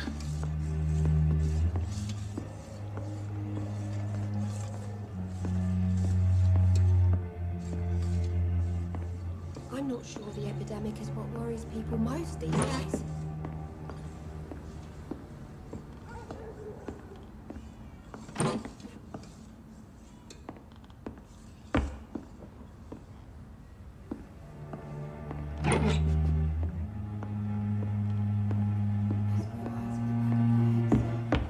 Gentlemen are easy targets in these parts. It's locked. It's locked, all right. So you have questions about the flu, then? Yes, among other things. Forgive my rudeness at the door. It's just my son doesn't like strangers coming in the house.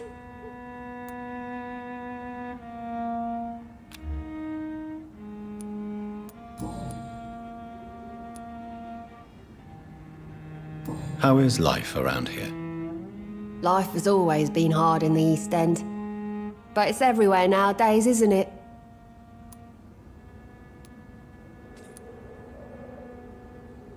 Violence has always fed on poverty, don't you think? It's a cruel law of the human condition. And selfishness is their rotten fruit. These days, you can just die in the gutter and no one will bat an eye. Do you think the increase in violence has anything to do with the epidemic? Don't know, but it's most likely linked to the gangs if you ask me. Recently, it's like everyone has had to pick a side.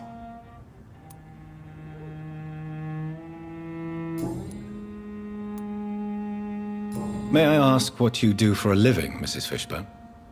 Since my husband died, I worked at the Dawson Rope factory, but it closed before the war. I occasionally help at the night asylum, in exchange for food.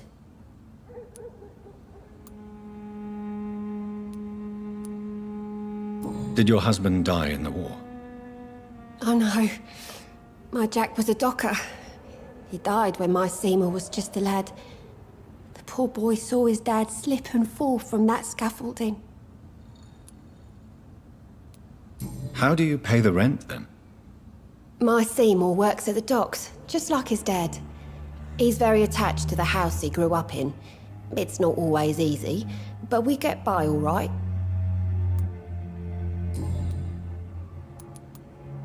The orphan that regards you as a mother. Please tell me about him, Stella.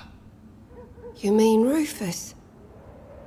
I wish I could do even more for the poor boy. Most people are so selfish. But you're not. Years may have passed, but I haven't forgotten how it feels to go through days with nothing but an empty stomach.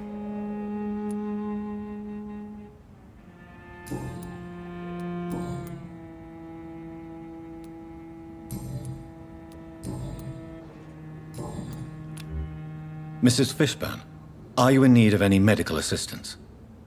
I am afraid I am, Doctor. I don't feel well at all. Then let me give you a prescription. I thank you for your generosity, sir. It's something this part of town truly needs.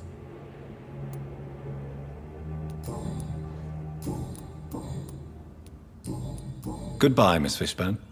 Take care of yourself.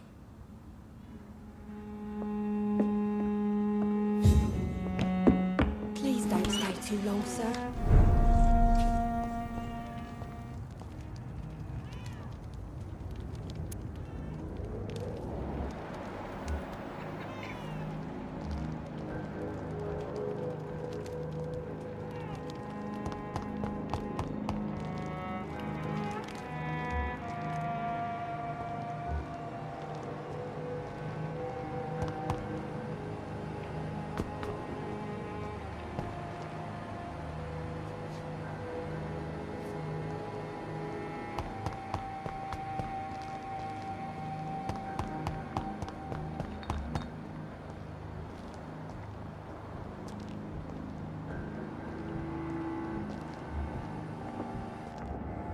Good evening, sir. I'm amazed you made it back to the docks alone. Good for you. Well, I could say the same about you, young man. More to the point, who the hell are you? I'm Dr. Jonathan Reed. And I am Archer Woodbead. Please excuse my assertiveness.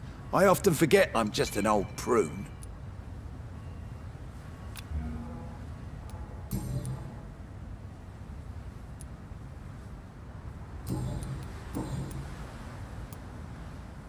What can you tell me about this part of town? People used to feel safe around here.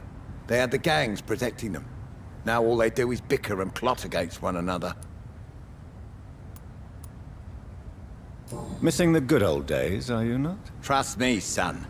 The longer you live, the less meaning your existence will have. You need to remember the days you still had beliefs. And what about the gangs? Back in my day, people trusted the wet boot boys. We looked out for the docks and its families.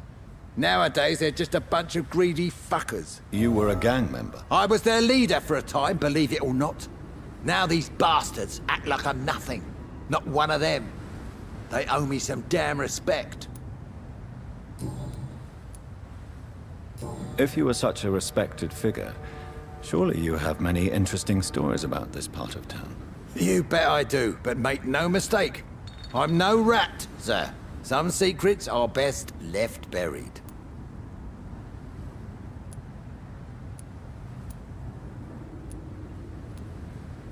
Do you still know anyone? From the old days, I mean. Most of them are dead. I still give Miss Gillingham salutations. She doesn't remember me. She did once like me. Boy, she was a beauty back then. I'm sure a district as colorful as the docks must have plenty of stories about strange visitors and creepy characters. So, you want me to talk about the sewer dog, don't you? If you don't mind. The sewer dog is a bitch. Appropriately named, an old woman dressed in rags. She has an elegance, though, despite her ugliness. I saw her once. Scared the life out of me. Who would you trust around here? The owner of the Turquoise Turtle's a decent fella. Tom's his name. Sean Hampton's all right, too. Don't particularly share his religious views. He's quite devout, if you catch my meaning. Any remarkable new faces around here? Nobody. Well, there's that boy Rufus the Curse. I like him, despite the reputation he's made since his parents died. Poor little bastard.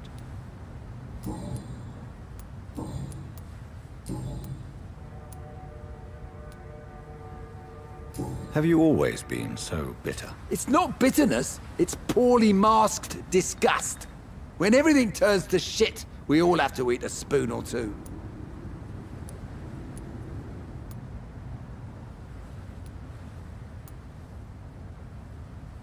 Don't you think that the old people of your time were saying exactly the same thing about you and your friends? Perhaps you're right, Dr. Reed.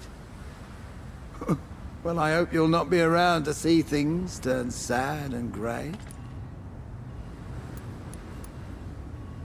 Tell me about the Wet Boot Boys, Archer. I want to know more. We were there for the families and each other. It was us against the world. We were vicious, tough, even cruel. But we were united. You sound like you were some kind of radical union member. Yes, nowadays the communists and gangs squabble over pointless territory. Sounds stupid when you say it out loud. Tell me everything you know about the Guard of Priwen. Andrew never told me what they do. I do know they're vigilantes with military training. Access to some impressive firepower. And what is your personal opinion about the Guard, then? This Guard of Priwen is just another gang preying on the young and naive. Preying on people like my boy. I know how it works. I invented it. Why did your son really join the Guard of Priwen? If I believed in a higher power, I'd see this as punishment for my own sins.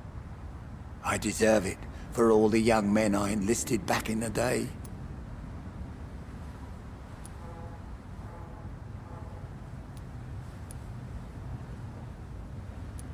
You don't believe in God, though, do you, Mr. Woodbead? So why did he join? Now I think about it, Andrew joined the Guard, not to defy me, but to follow in my footsteps, to make me proud. So your son has left you nothing to explain his actions? No letter or message? Not even a note.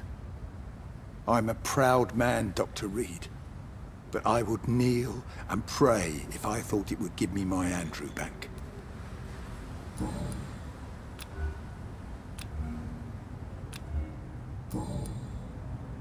Goodbye, sir.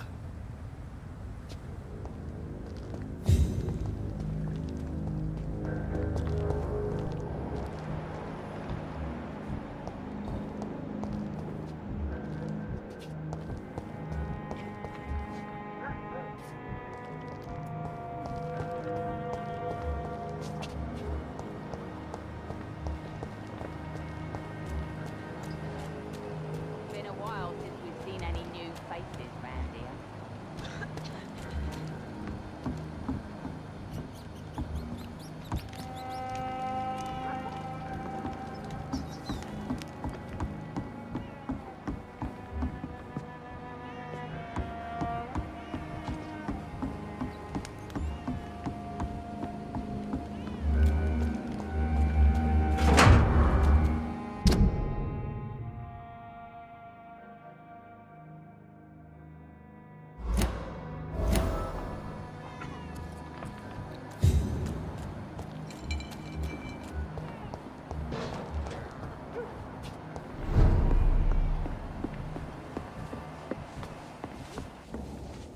still working at this hour? That's what I call dedication. Sabrina, tell me about your true feelings for your boss. I love Tom. Not ashamed of it. Don't care if the customers joke about it, neither. Who's mocking you? I mean, we're always together. People will talk, won't they? Does Tom love you? Yeah, but he's always reluctant to take it further. It's not because I'm younger, or because of the colour of my skin. He hates jokes about us.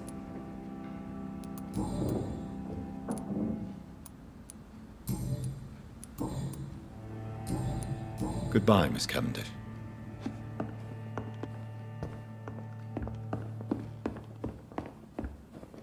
Welcome back, Doctor. What can I do for you? Sabrina seems very fond of you, Tom. I like her too. I really do. I know I'm her boss, and I'm much older and all. But I like her, for sure. What is bothering you, then? Sabrina is an angry one. She wears it like a coat. I'm not sure I can make her shed that anger. It hurts to see her like that.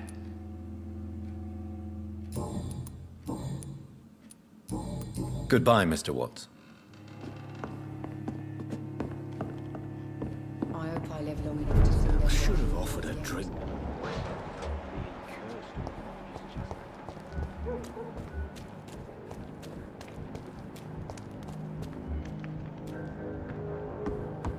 Foolish girl and her pretty principles. She's got no idea who she's dealing with.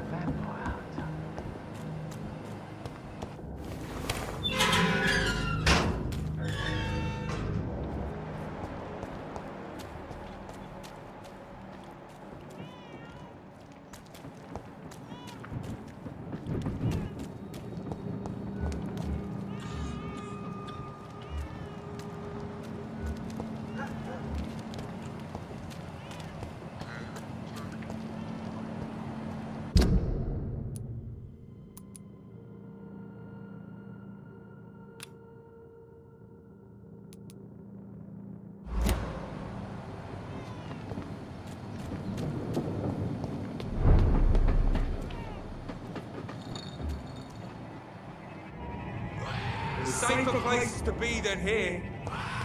It ain't human! Kill it!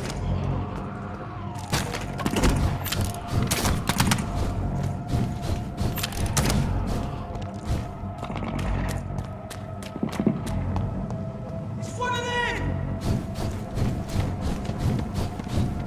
Look lively! It's on to us! Cross the leads, boys! Take this!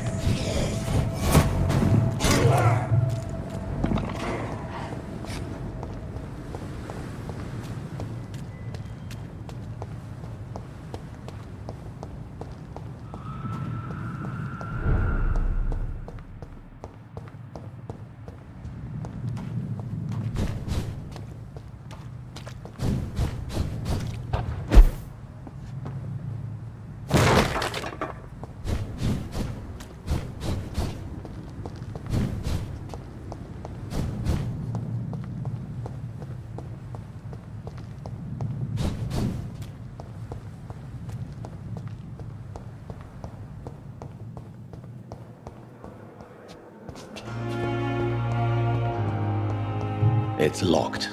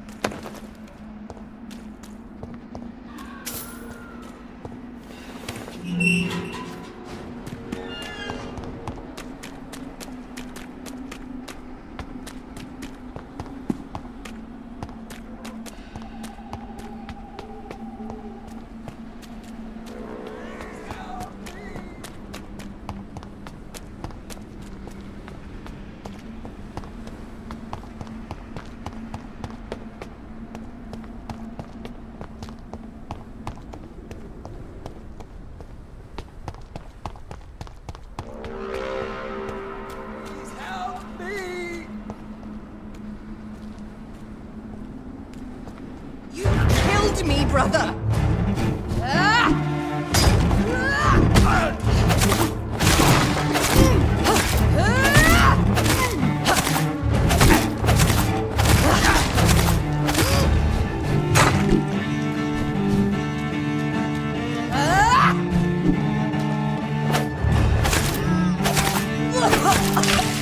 What have you done?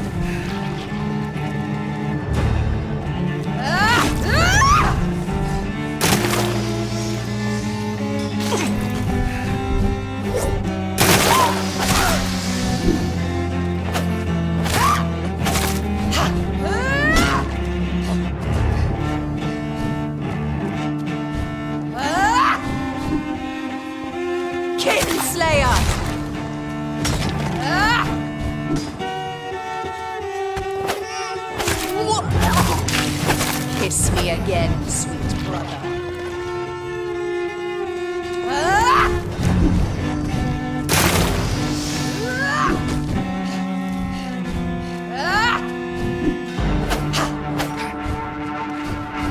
Abomination!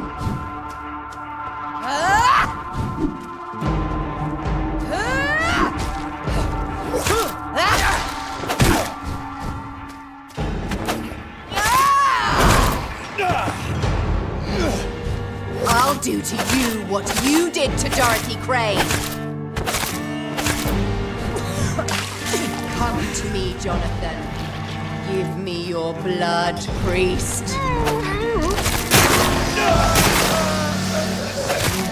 Final thoughts are just to die for.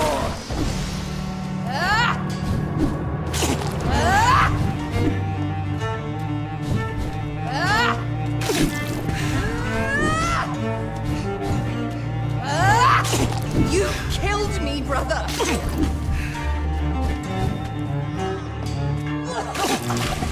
Rest in peace, monster.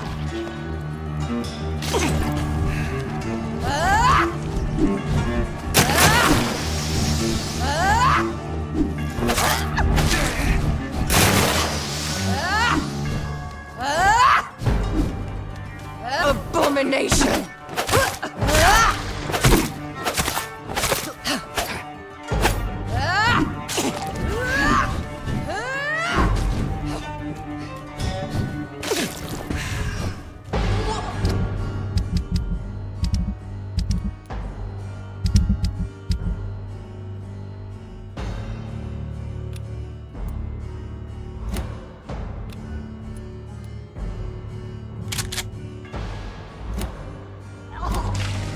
Come to me, Jonathan.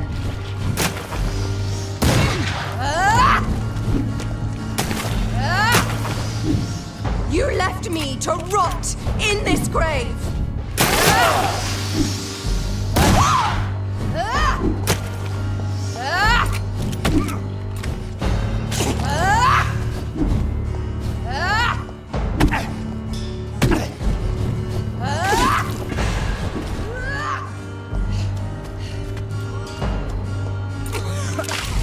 Kiss me again, sweet brother.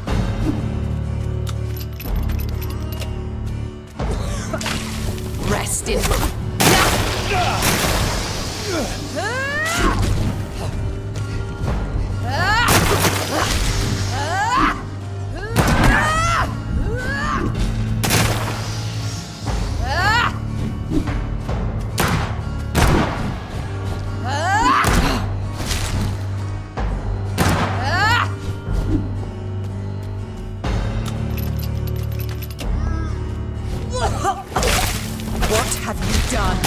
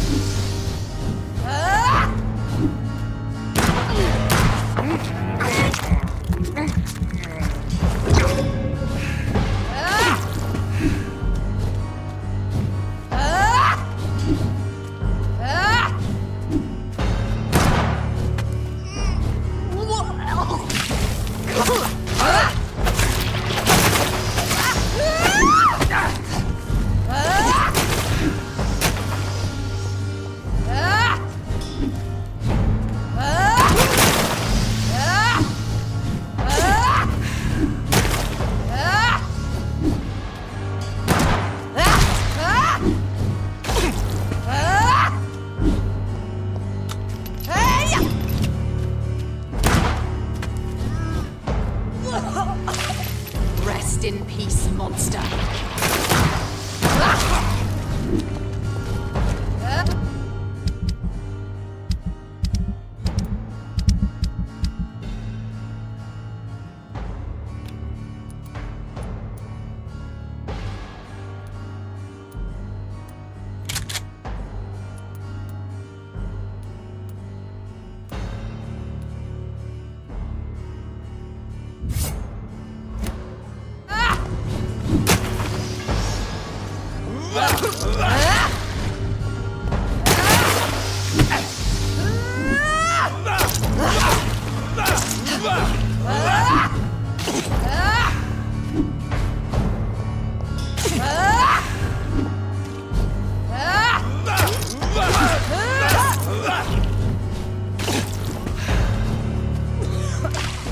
Kiss me again, sweet brother.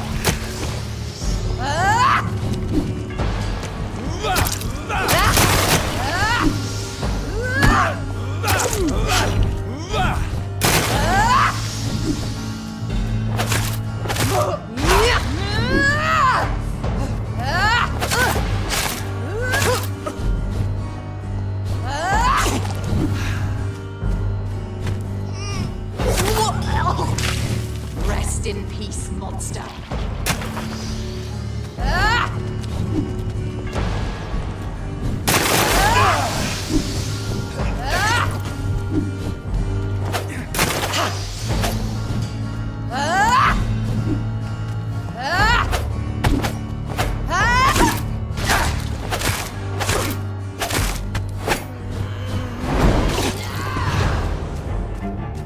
Because you spared Sean Hampton, don't expect the same mercy from me!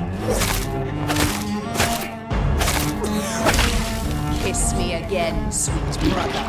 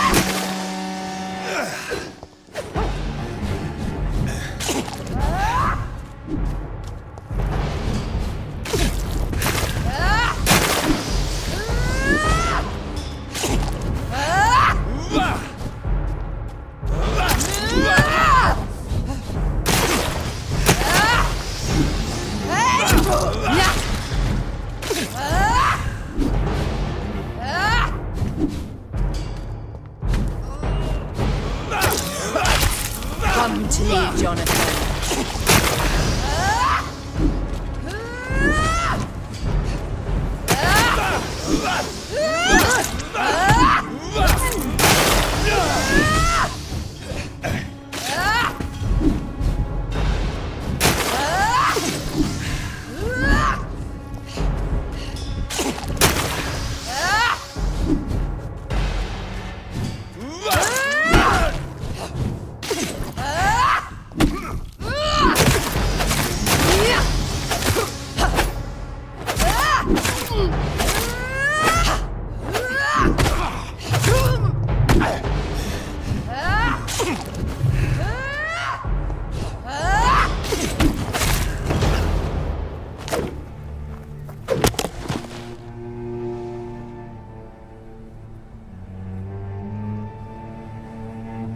Well, brother, it's time to bring this conversation to an end. Forever.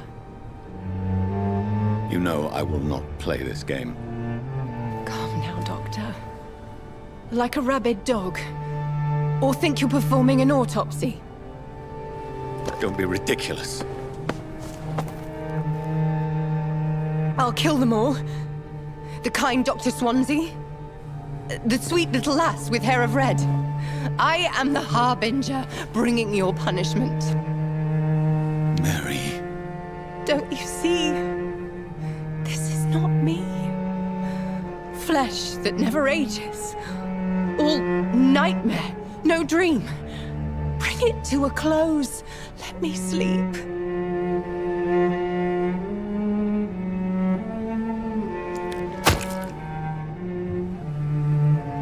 I will find a cure, Mary.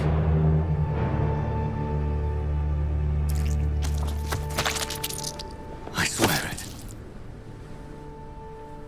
Then, at last, I can forgive you.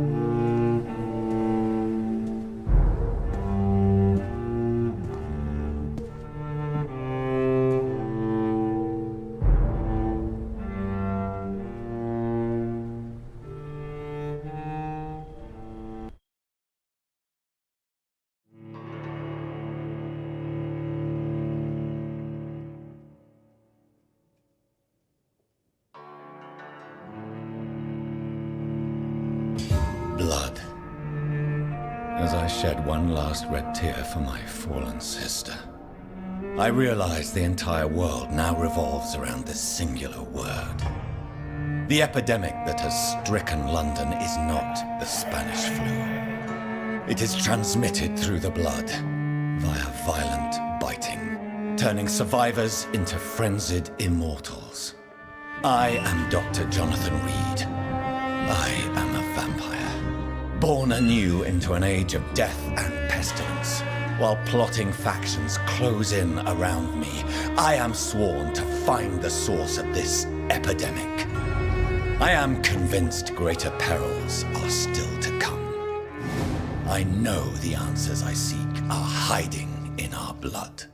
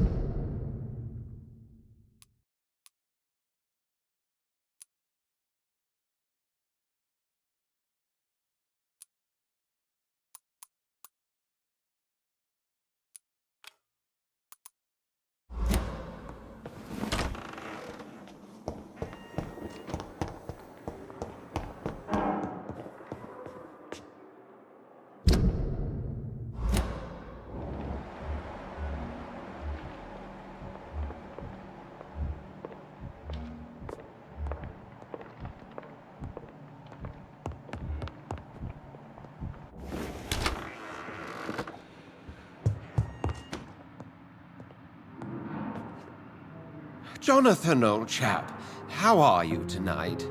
I've seen little of you of late. I was conducting research in my room, away from the nightly routines. Of course, of course. Worry not, I understand. The situation has been testy around here. I won't deny it, but we still stand.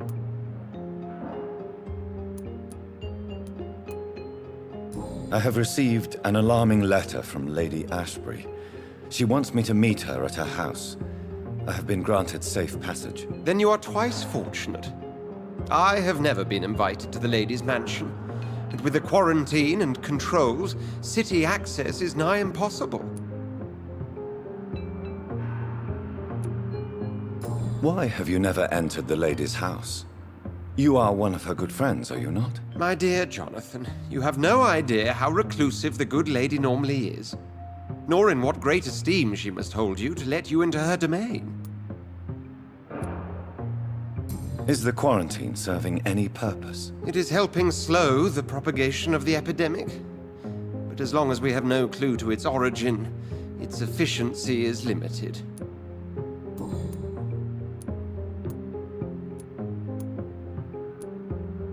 What news do you bring? The news is not good, my friend. We try to keep the epidemic at bay, but street violence is escalating quickly. Tell me more about the violence. Geoffrey McCallum seems to have sent his war dogs on a hunt.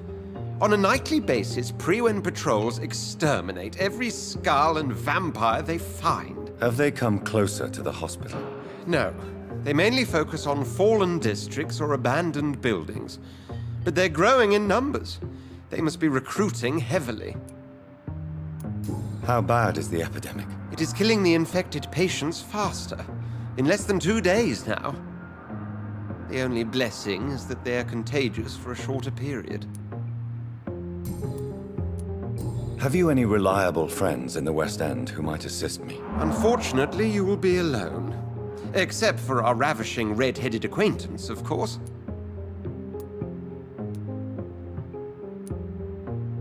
What about the Brotherhood of St. Paul's Stole? Where are they? There are only a few of us, and most others would not speak to you. I am the black sheep of our brotherly flock, you know. What of my commission here at Pembroke Hospital? Nothing to fear, Jonathan. Your position here is in no jeopardy. You remain one of us, and you are always most welcome.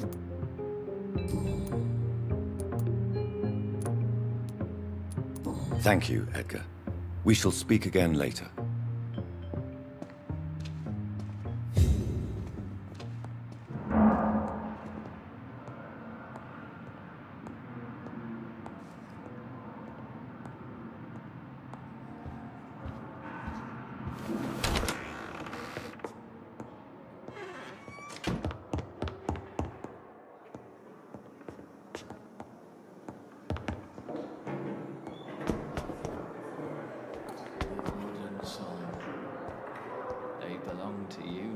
The life running in your veins.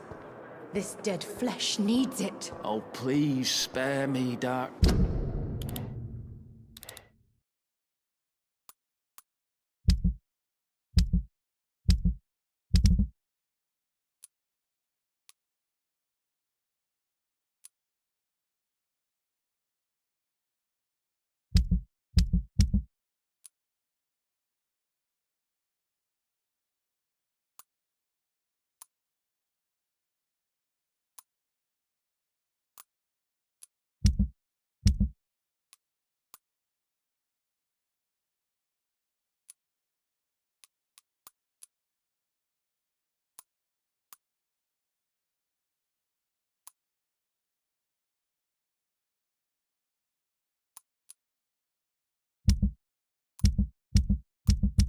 Queen, spare your obedient slave.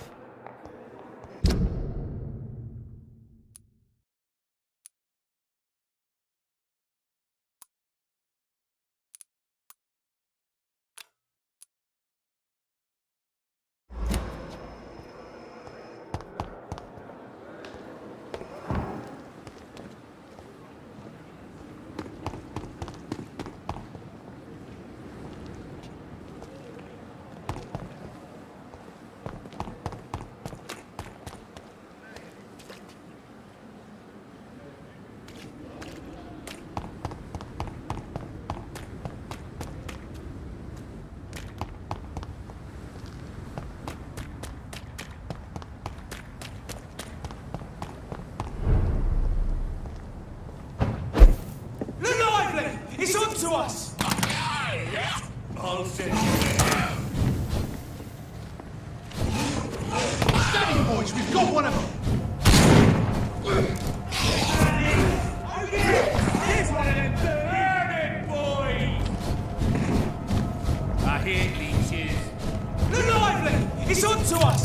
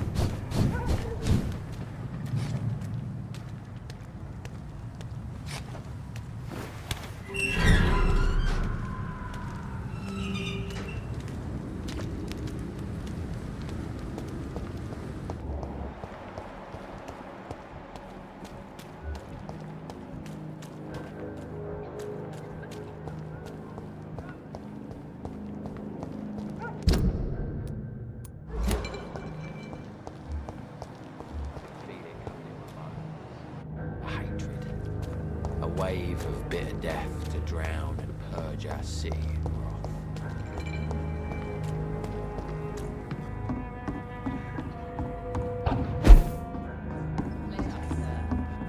Been a while since we've seen any new faces round here.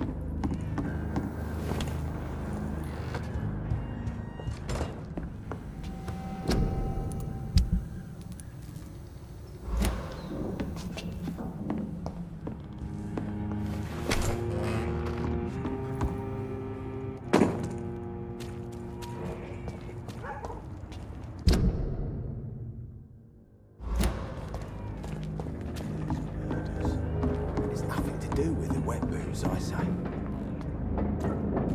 the wet boots keep things straight this part from you running.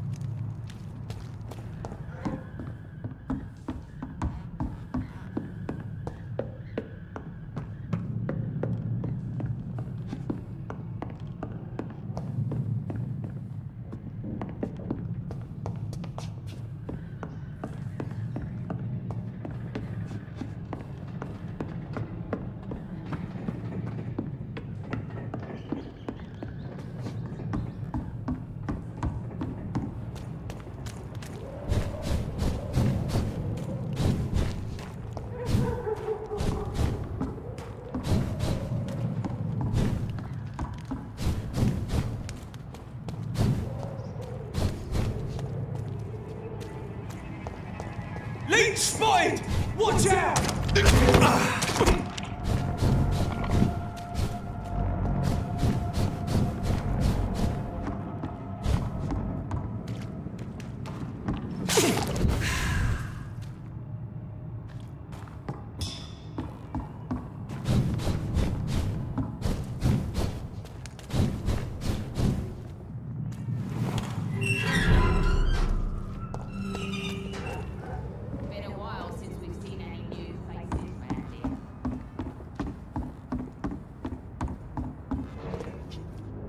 Good evening, Miss Cox. Hello again, Dr. Reed.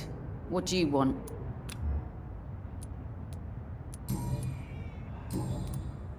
Can I see what you have to sell? As long as you have money, I'll show you all I have.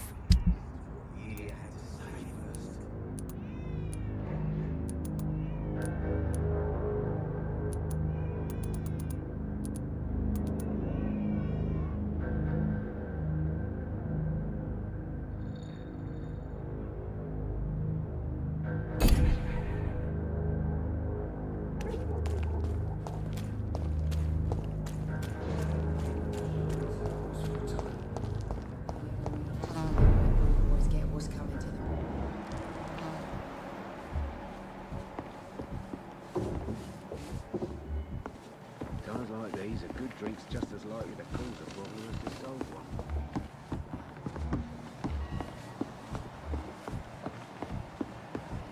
Are they stupid or something?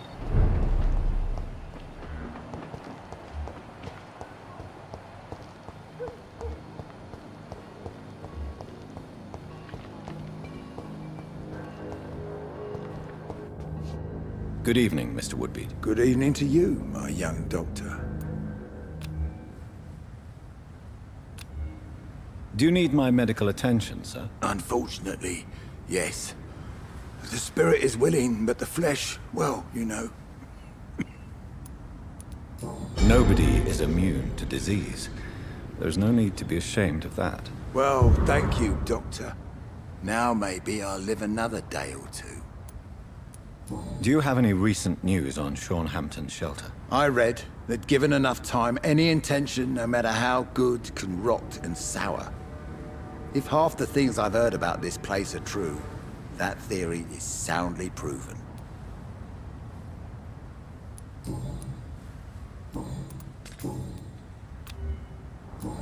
Goodbye, sir.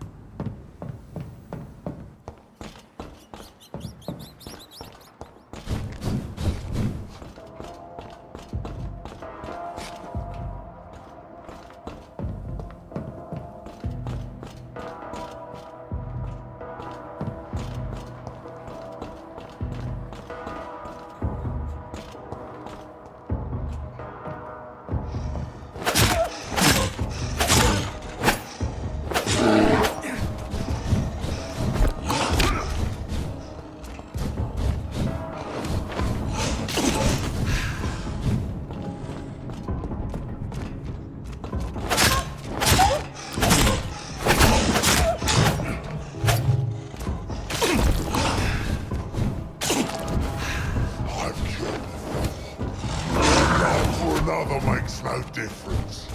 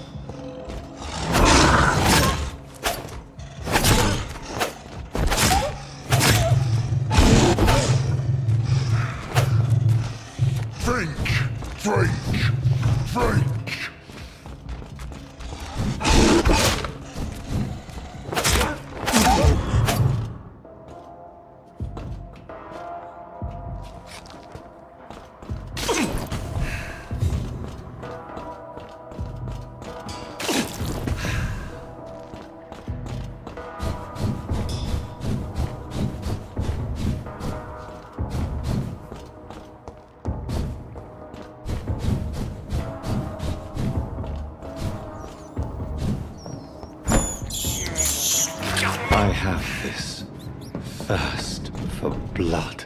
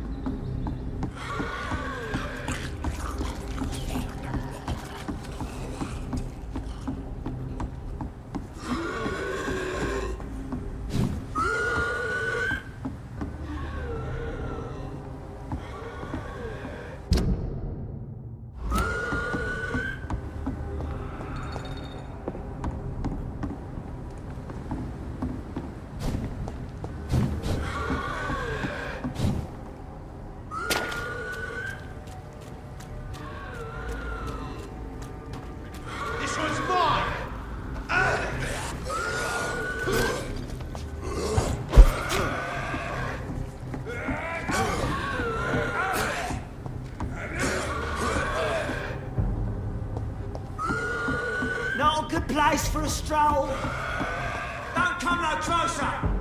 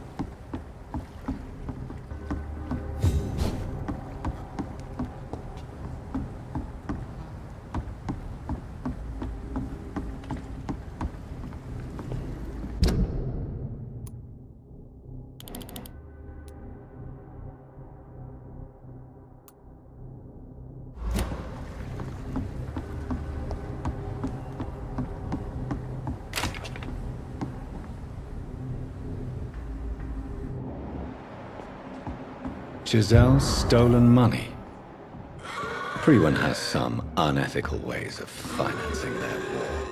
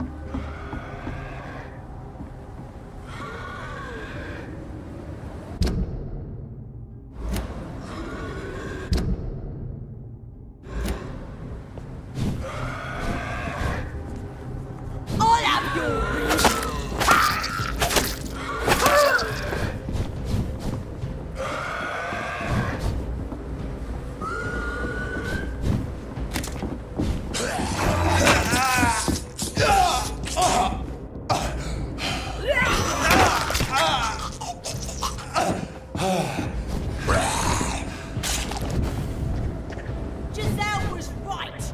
Arseholes you are, all of you.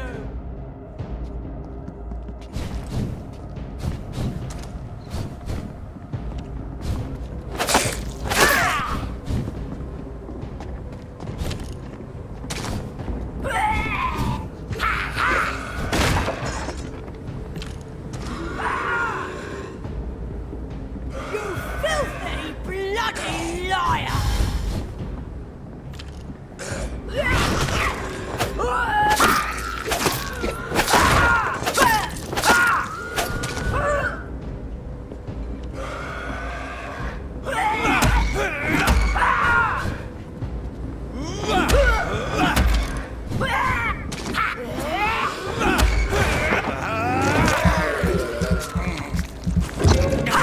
Giselle was right.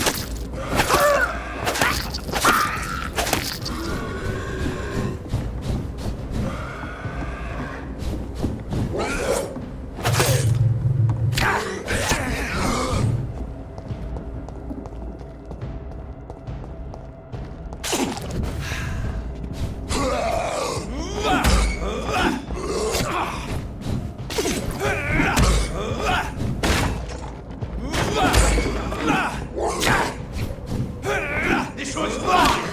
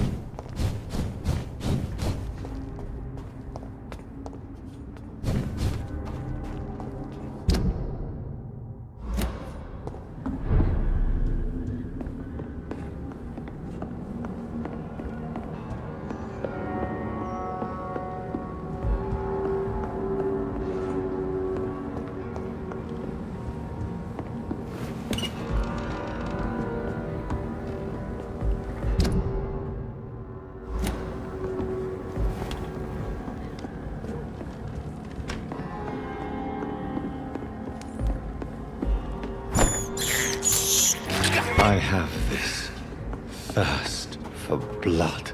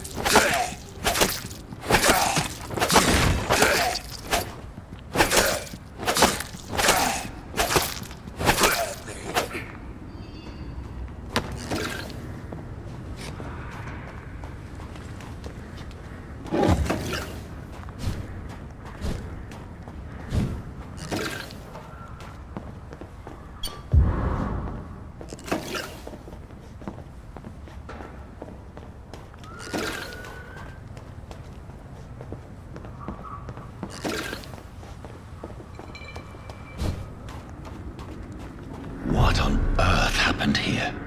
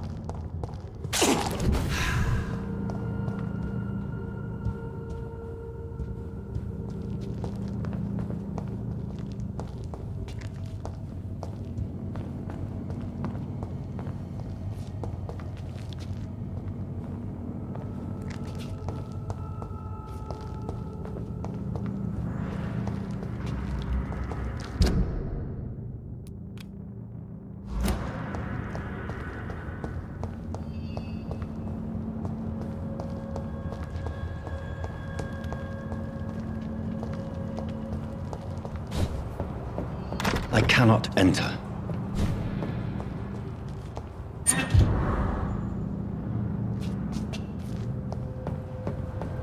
It's locked, all right.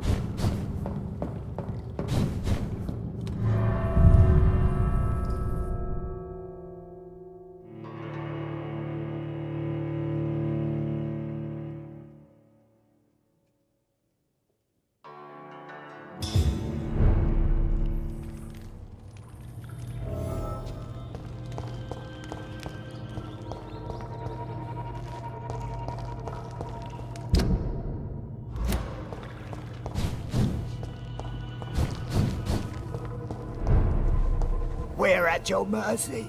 Will you end us? The vampire hunters will never find us here.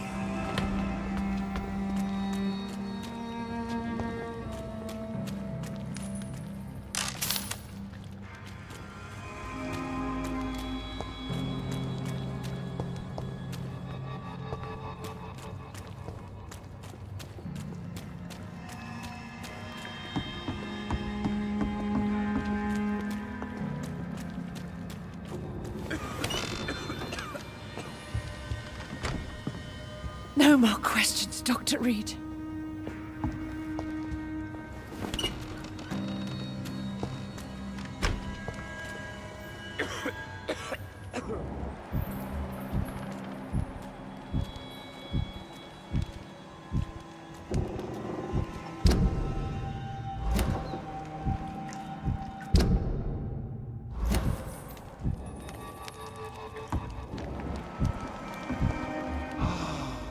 Ascalon has stalked us for ages upon ages.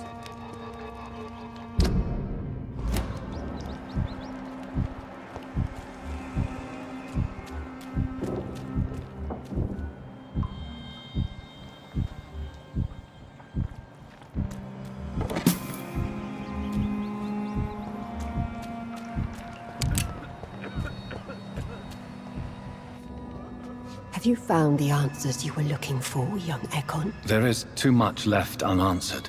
So many questions.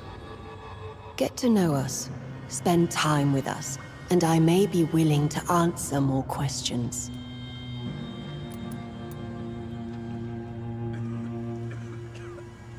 Thank you, old Bridget. I hope we'll meet again.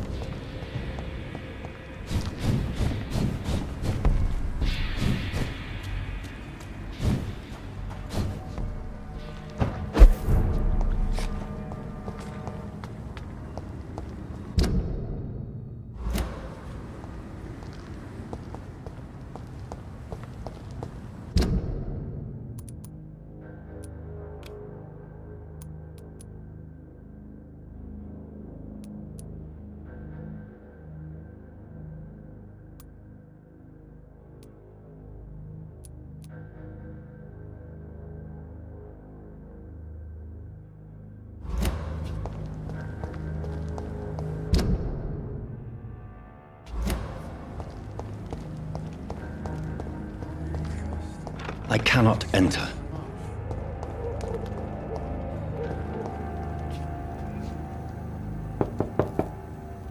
Good evening, Mrs. Fishburne.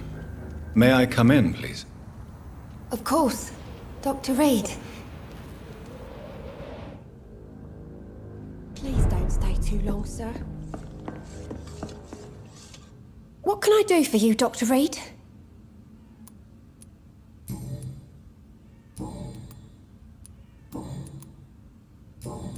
Goodbye, Miss Fishburne. Take care of yourself.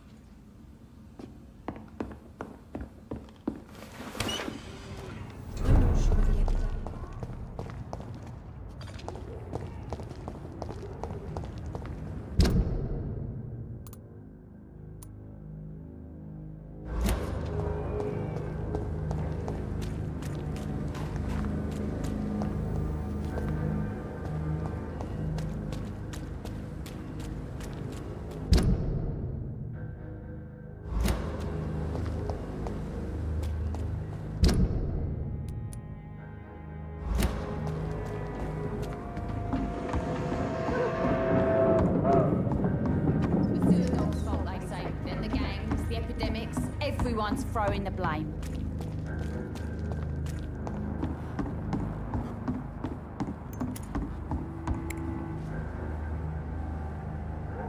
I must look a fool. Heartens me to know you can't see me, my sweet queen. Perhaps we should have listened to what the idiot had to say first.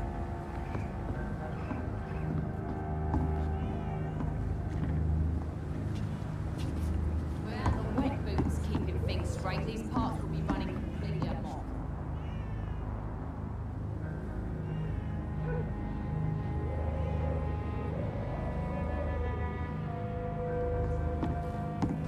Foolish girl and her pre-principles.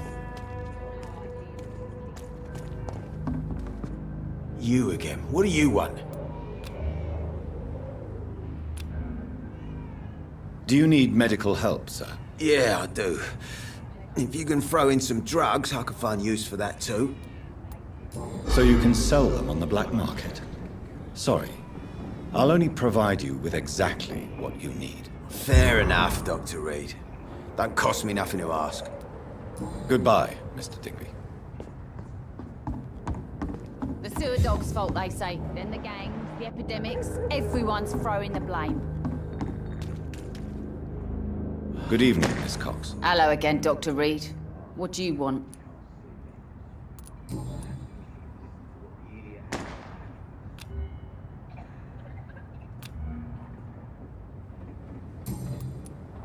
Can I see what you have to sell? As long as you have money, I'll show you all I have.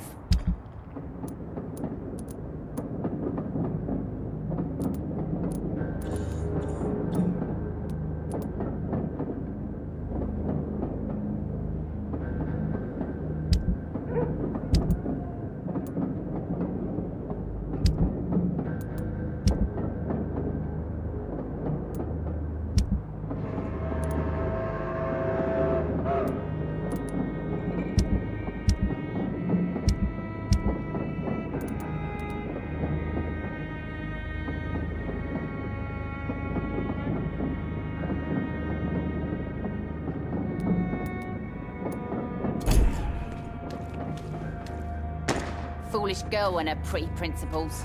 She's got no idea who she's dealing with.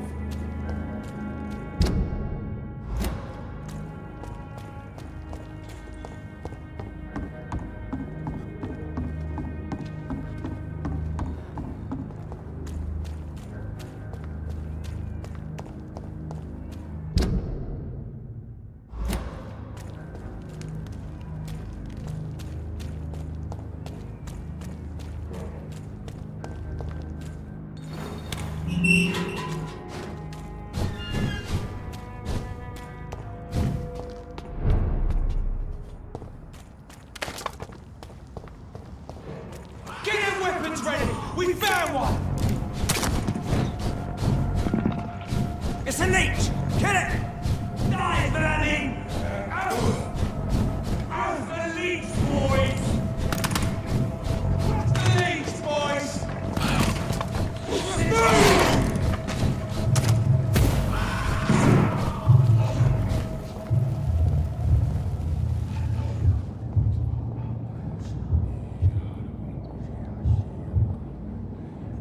You must prepare, child, for the earth is bleeding and the harvest is upon us. Stay away! Whoever you are! This is no time for petty quarrels, my champion. Can you not hear? The famished queen has awoken.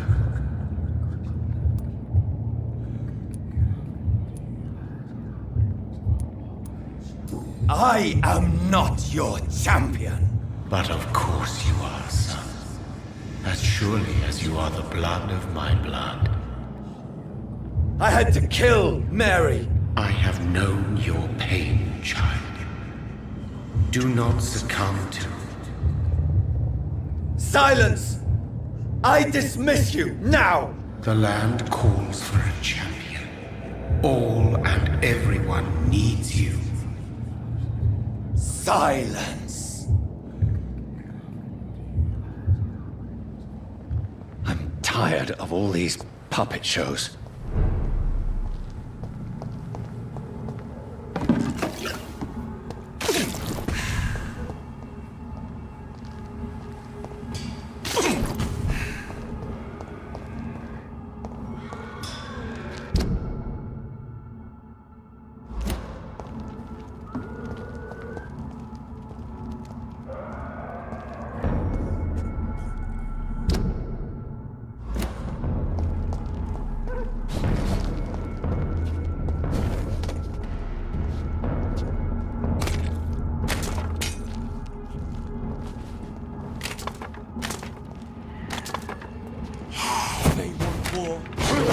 I'll show them war! Whatever this poor woman did, nobody deserves this kind of punishment.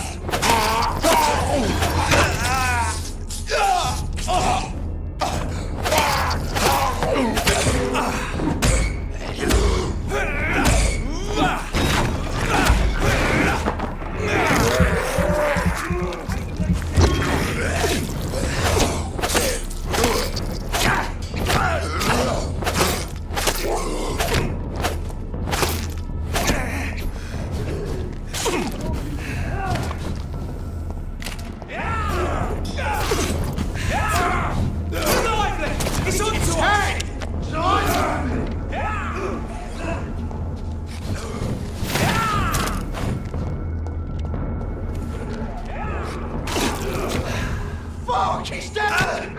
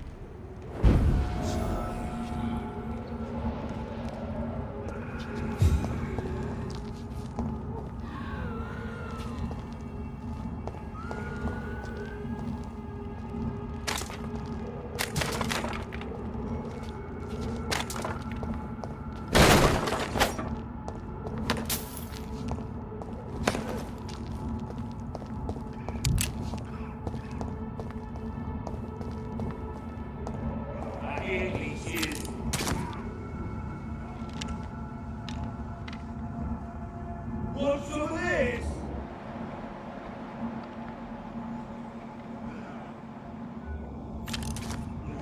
I hear leeches.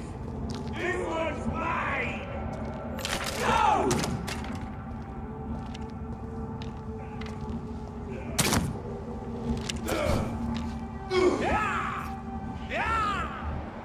All of your bloody leeches need killing. Shit! You!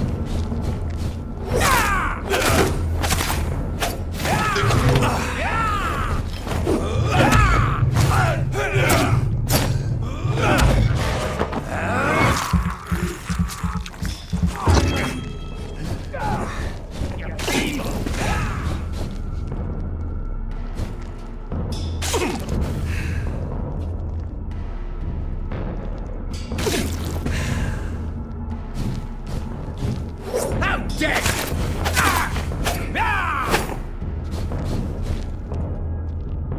Stupid newborn!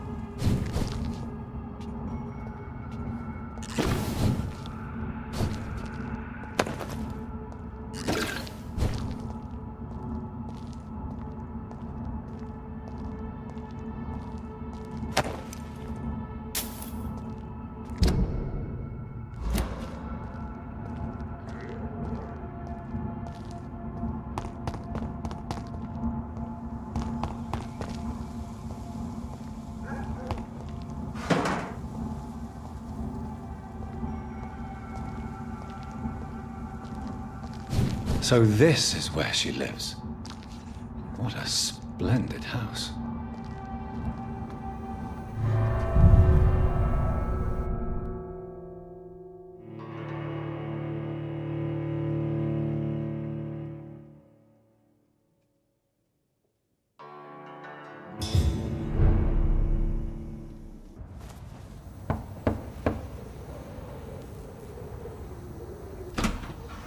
Dr. Reed, welcome.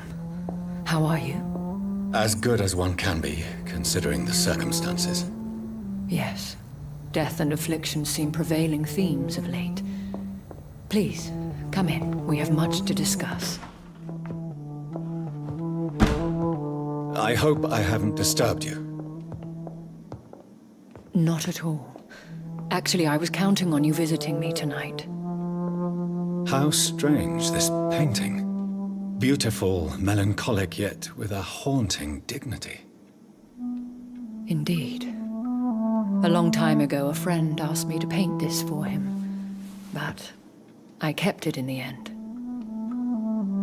I did not know you were a painter, my lady. There are many things you do not know about me, young Ekon.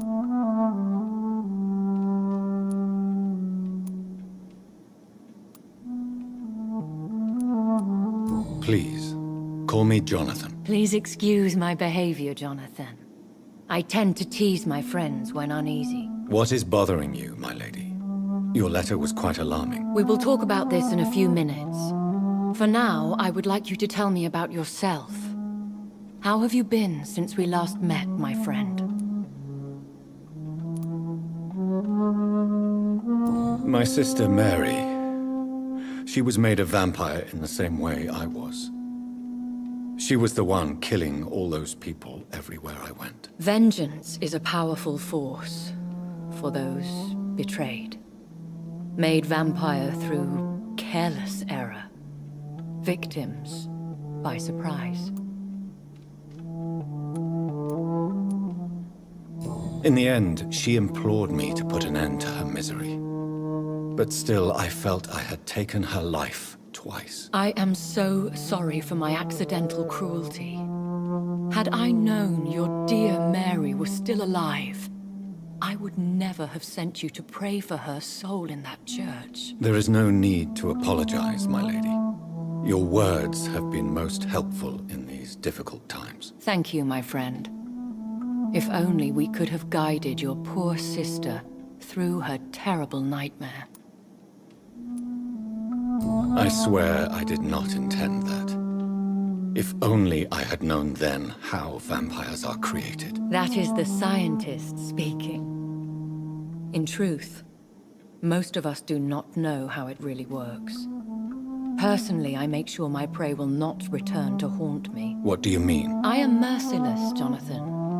I only feed on the dying, and I make sure they are dead before leaving their remains.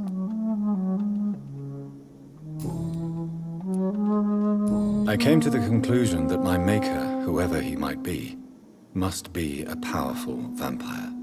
Certainly extremely old. How have you reached this conclusion?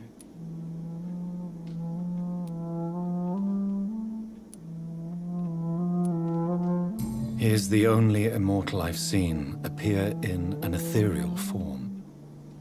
His voice, his words seemed ancient. It was disturbing. I am afraid you are right. The simple fact that your blood made Mary such a strong Ekon proves that you must be of ancient lineage. I felt this power, radiating like an aura every time he appeared. Most ancestral vampires of England were killed by the Guard of Priwen half a century ago. I wonder who your maker could be. You have no idea who he could be? Some of the ancient ones fled England. Some may still be in hiding. All I know is you, my friend, are a pawn in some secret and obscure game of chess. I think I should ask the questions, your ladyship. After all, it was you who invited me to settle this most urgent of matters. Fair enough, Jonathan. The situation is critical. We do not have the luxury for etiquette. Please do not misunderstand me. I would be delighted to discuss mundane matters and idle trivialities. If we survive the dark nights to come, we shall have all the time in the world to speak, you and I. For now, please follow me, Jonathan.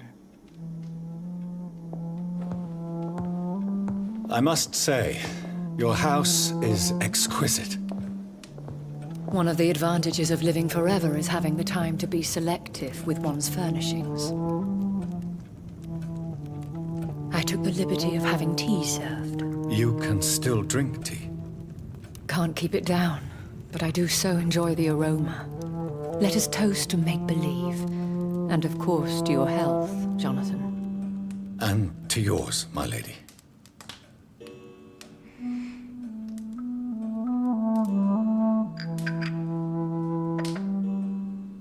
Please, call me Elizabeth. So, my lady, why, truly, did you invite me here? I've been asked to deliver an official invitation to meet the Ascalon Club.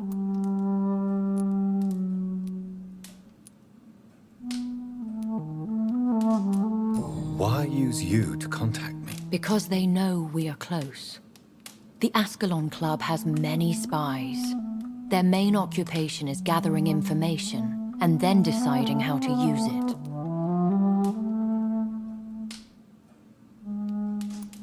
Have they threatened you in any way? Not at all. Their message surprised me at first, but it is only logical, considering the critical situation in London. Why not ask for your help? Since you are obviously a powerful and influential immortal yourself. You have to understand that I am invisible to the eyes of Ascalon, for I am a woman. That suits me well, as long as they leave me alone.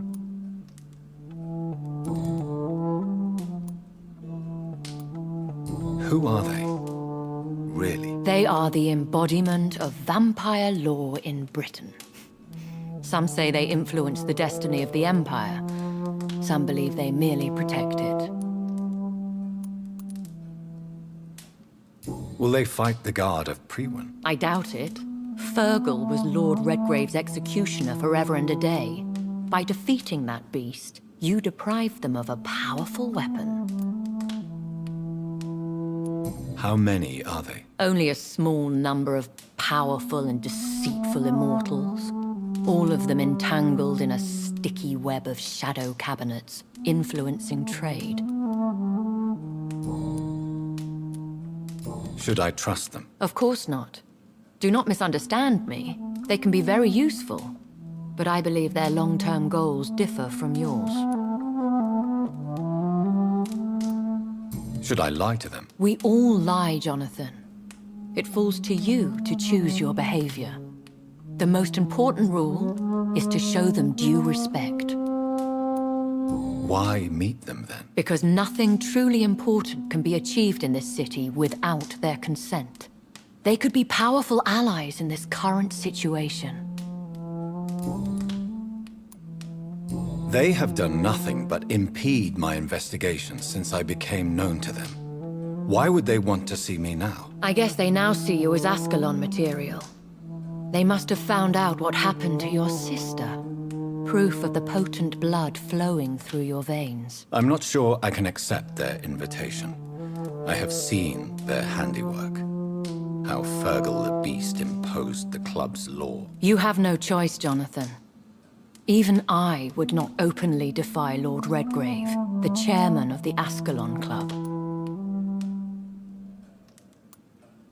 How powerful is his reach? The Ascalon Club may be the most influential secret society in England. Not all its members are immortals, but they are all very powerful. They are not all immortals. How is that? The club is mainly comprised of political figures who seek the safety and expansion of the Empire. The most loyal are awarded immortality. Any familiar or famous names? As the richest, most relentless British tycoon, Aloysius Dawson is considered ideal Ascalon material and has been watched for years. What can you tell me about Lord Redgrave? Who is he? Lord Redgrave is the founder and chairman of the Ascalon Club. Most mortals know him as the Earl of Bristol. He is rich and extremely influential. Have you met him? Only on rare occasions, for he never goes outside the club. And women are not awarded membership, even immortals. How old is he? How long has he been a vampire? Lord Redgrave claims to be the progeny of William Marshall, the most valiant knight who ever lived. If that is true, he could be very old. If you are convinced I must meet him, I will heed your advice. Thank you, Jonathan. I understand your reluctance to brush shoulders with London's vampire elite. But we have no choice. Is the situation that critical? Yes. The Guard of Prewen has called for a second great hunt of our kind. And they will stop at nothing to eliminate us.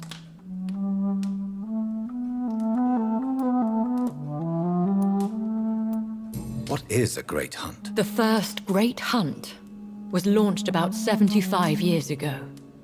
In just a few nights, the Guard of Prewen located and destroyed most of the old British vampires.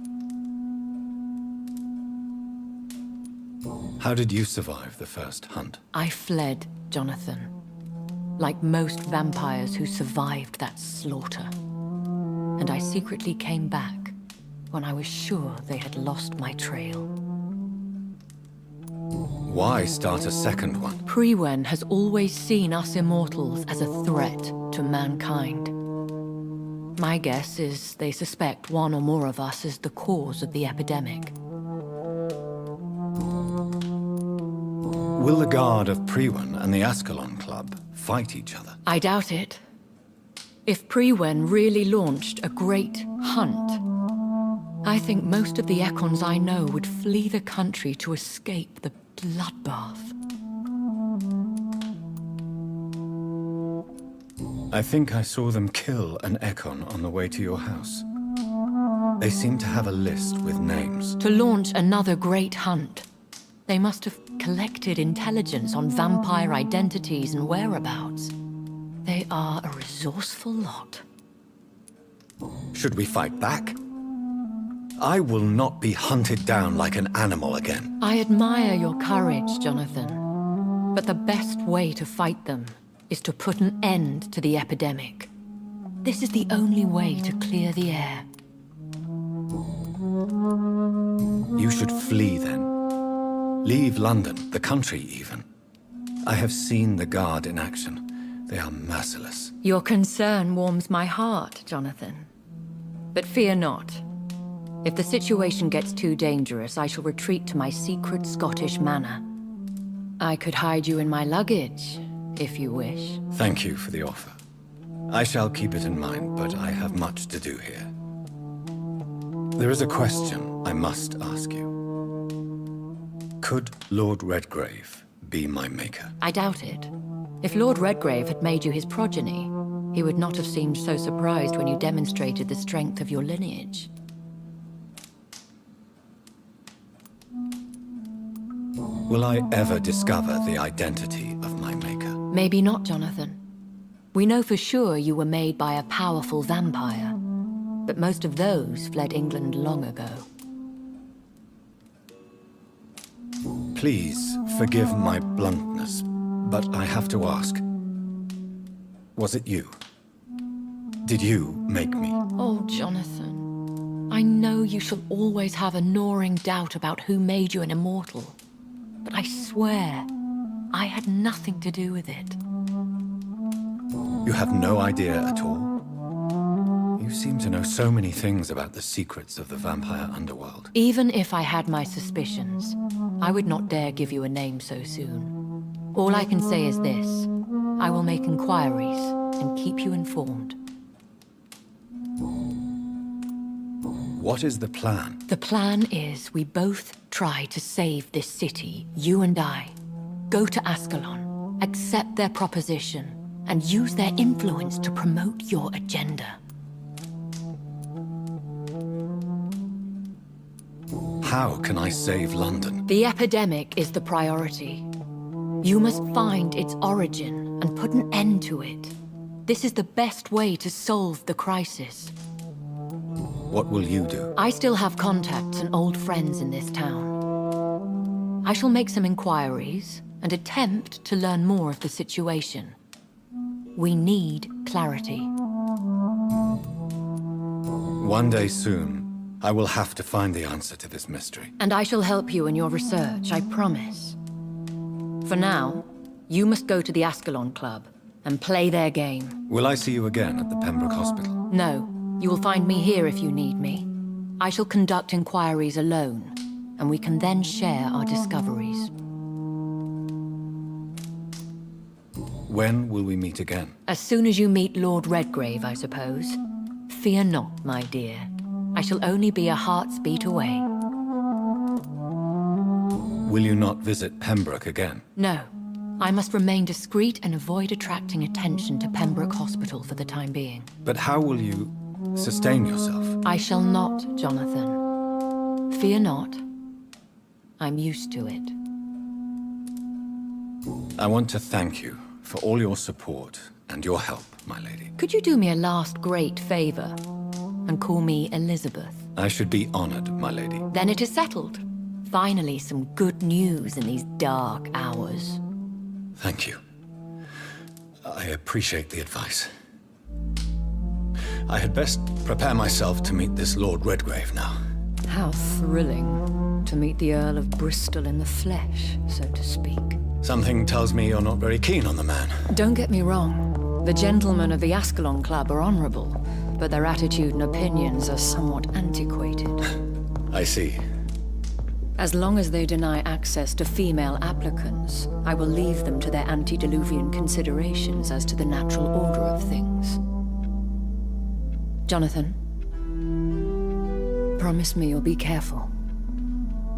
Of course.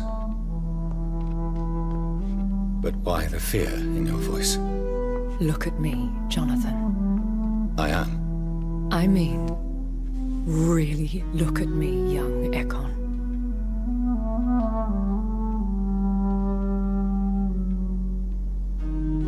We may be deceptive by nature, but this heart of mine has always told the truth.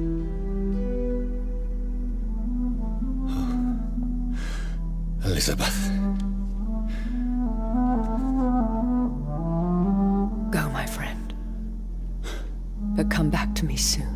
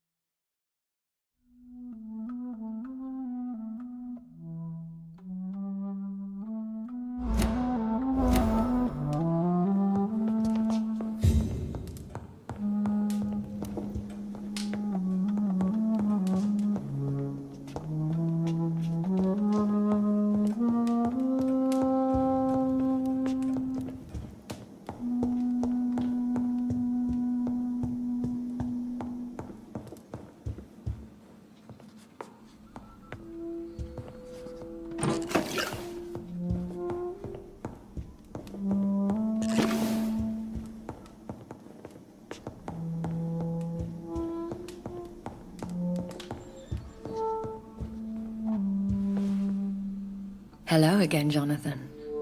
To what do I owe the pleasure of your visit? Sorry to disturb you again, but could you spare me a few minutes? Of course, my dear. Always a pleasure to speak with you. Do you know if the epidemic has affected many people in the West End? I confess I've been more concerned by events in the East End. The wealthy have more efficient ways of dealing with infection. But this is no common epidemic. That is true. I must tell my daughter to stay at home for a few days. But the girl is stubborn and fiercely independent. Much like her mother. Concerning your investigation, Yes? are you truly seeking to identify my maker? I cannot promise you anything, but yes. I am conducting some research of my own. Do you think we shall ever see better days? Or at least better nights? I know not, Jonathan. I have seen some horrid days in my long lifetime. Experience has taught me that one cannot outrun the fates.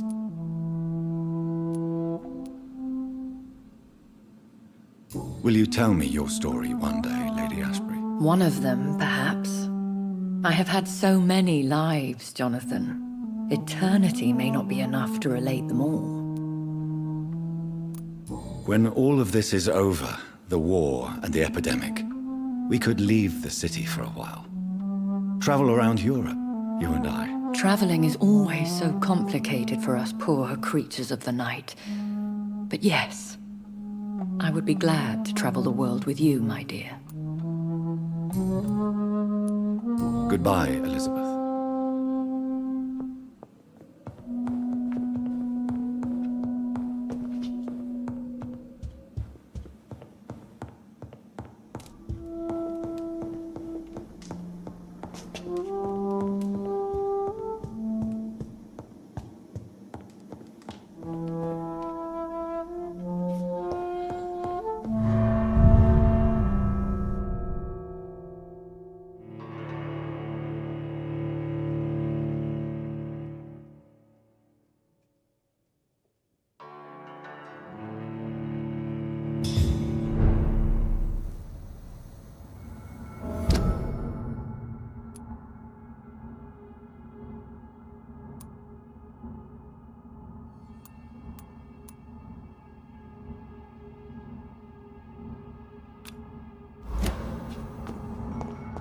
So, time to visit the Ascalon Club.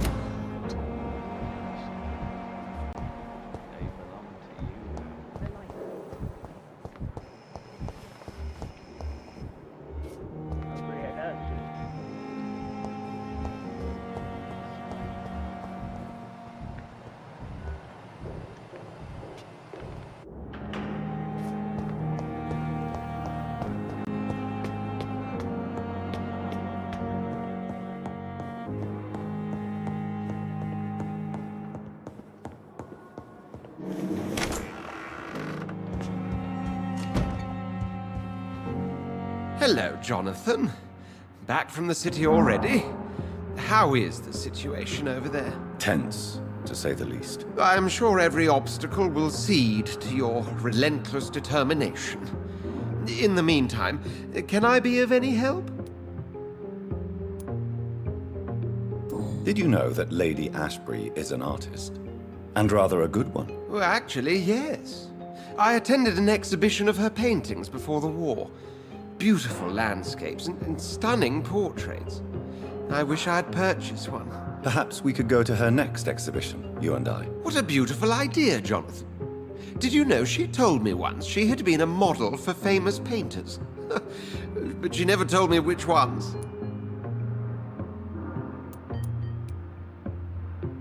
What can you tell me about the Great Hunt? A sad story, my dear friend. Tragic, in fact. The Brotherhood was betrayed by some of its most trusted members.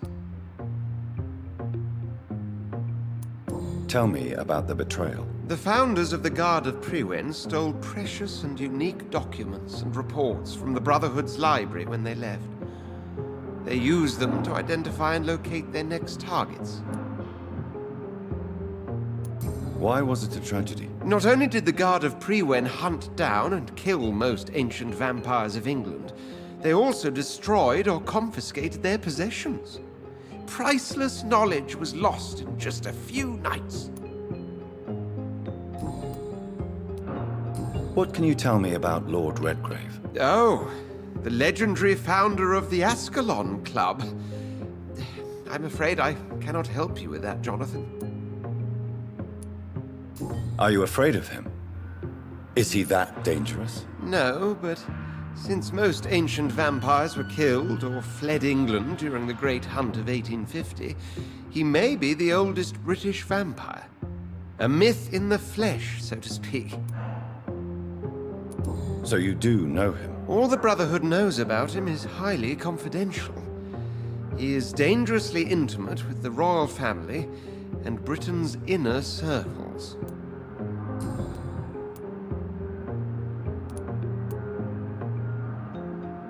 I shall return later. Thank you, Edgar.